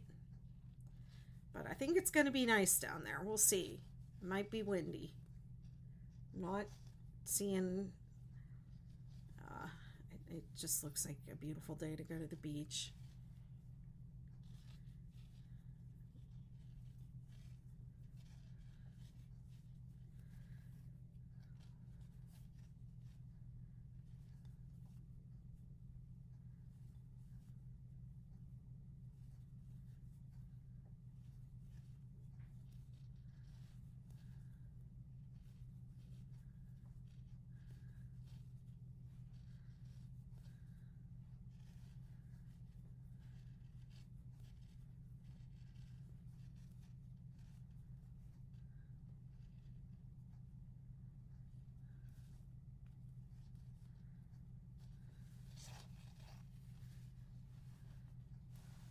That's how much I've done so far.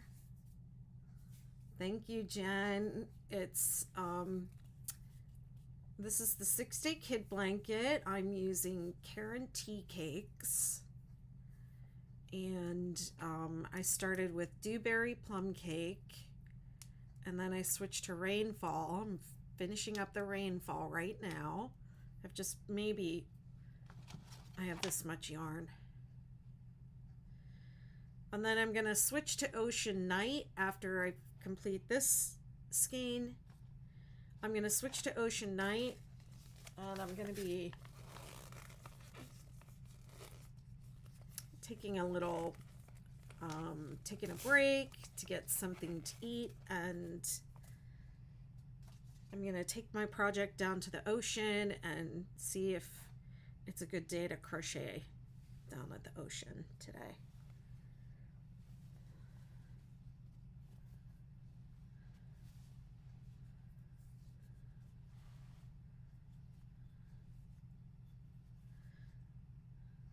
What am I doing?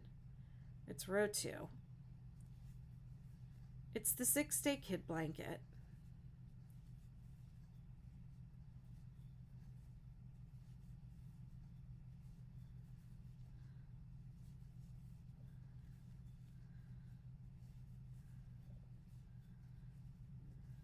It's free on my website, bettymcknit.com.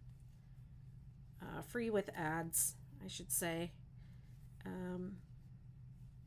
And you can purchase an ad-free PDF on my site as well.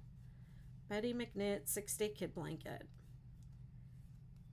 If you Google it, my website should come right up. I have tutorials on YouTube as well. They're not the greatest, but they'll help you. It's more, I'm not really great at the tutorials, but I am good at just kind of sitting and crocheting like this. It's like you can crochet along with me and feel like you got your crochet mama helping you out.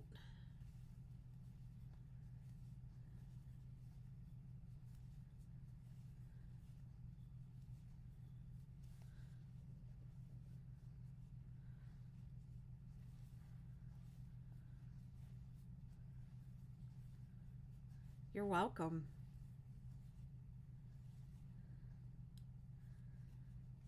I have communities around this pattern on Facebook and all social media, actually, but I have a large group on Facebook.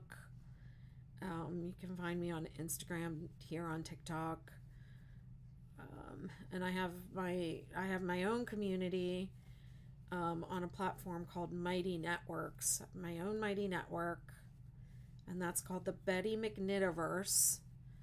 So you can definitely join me there too for lots of crochet and knitting.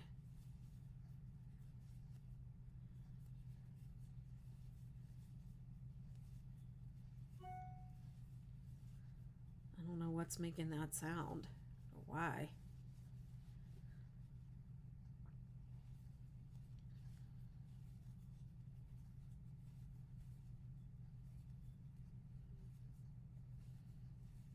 Thanks for following.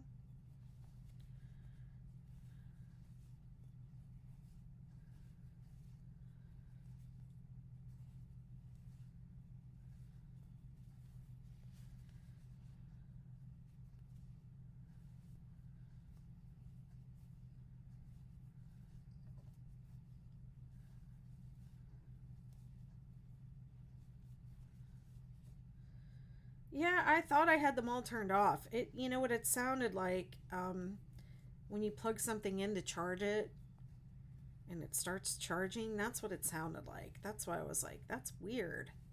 What was that? Because it came out of the computer, not the phone.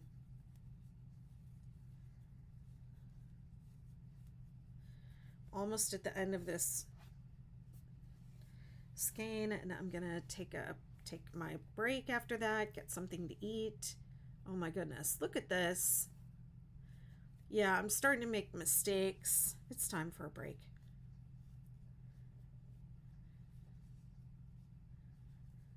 I walk by the ocean every day as long as it's not raining, or I mean, sometimes I don't really get to take a walk. Sometimes I just go down and I'm like, ooh, you look angry today. But I visit the ocean every day. It's just a meditative practice. It's a spiritual practice for me to go visit the ocean every day.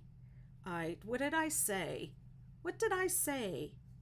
I said I think there's a knot because there's just a little bit of this color that came in.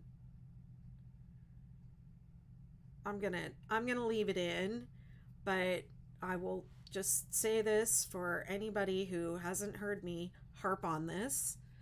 I do not tie knots in my work. I don't believe in the magic knot. It comes undone. I have seen it time and time again. I don't believe anybody who says I've never had one come undone, because most of us do not do not crochet and knit for ourselves. We gift most of what we make, or we sell it online, or wherever. And so you don't know where all those magic knots ended up. So don't tell me that you've never had one come undone, because if you gave that blanket to somebody that you know and it had a knot in it that came undone, they probably don't want to tell you. They don't want to hurt your feelings.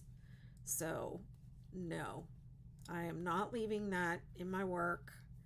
I just treat it like a new join, and just start the next color, and I'll untie it or cut it out and weave it in later. That is the only time I would tie a knot is if it was an emergency. Like, let's say I'm making a repair, or I had to play yarn chicken and I don't have enough left to safely weave it in.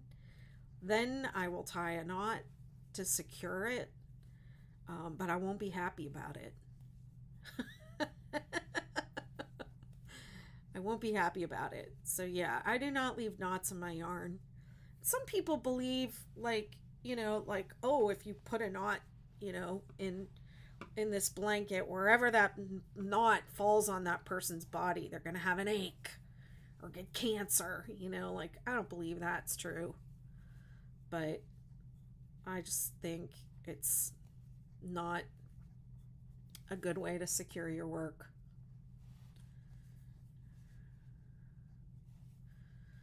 I think a lot of things sound good when we first learn about them, and especially when you're like a new crocheter and you're like, oh, this takes so long, I wish I could make it go faster.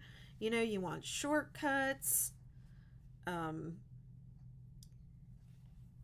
I don't join when I don't know. I don't leave the knots in when I weave it in.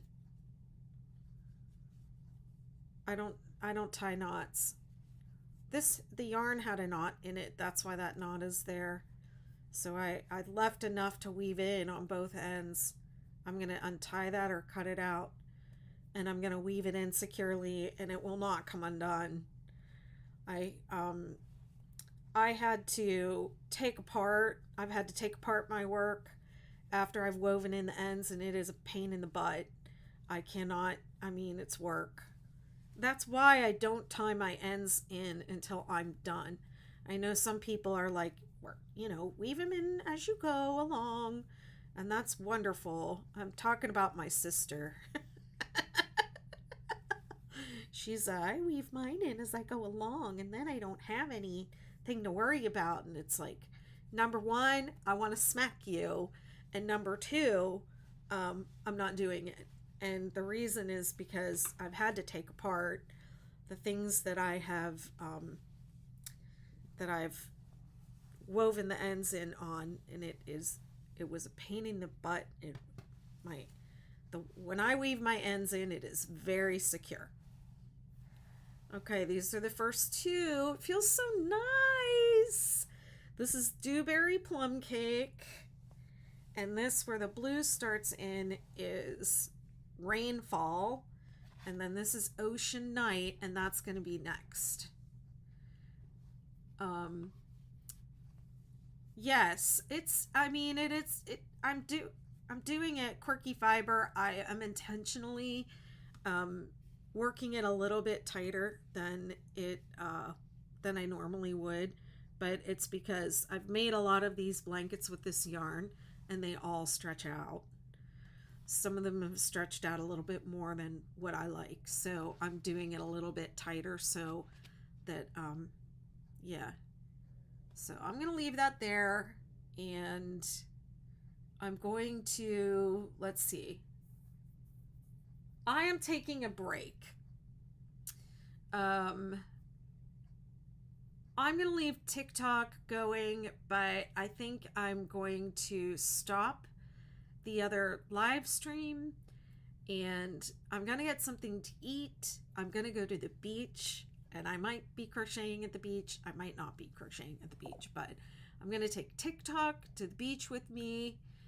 So I'm going to leave TikTok going, and while I eat, and then we'll be headed to the beach. And then the rest of you on Facebook and YouTube, I'm going to end the live stream, and I'm going to come back to you because I can't take this whole setup with me, and the batteries need to charge and all that stuff. So I'm going to let the Facebook and YouTube streams, I'm going to end them, and I'll come back when I'm ready to work at home again. Let me see. Before I do that, let me just take this comment. When I was a young girl, I was taught never to use knots. More recently, I entered some work in the county fair. I learned that judges take off points for knots or any adhesives. Yeah, because it's a detail. It's that is true. It's a shortcut, and it's not it's not professional, or it's not really the way you're supposed to do it. But people do it because they learn about this magic knot, but it ain't magic. It ain't magic, people. Don't believe it, newbies. Magic knots. Don't do it. Don't fall into that trap. You think frogging makes you cry? You know what makes you cry? When your magic knot comes undone and your whole project comes apart. Yes, it's true. Okay. Bye, YouTube. Bye, Facebook. I'll see you a little bit later on. Thank you for being here.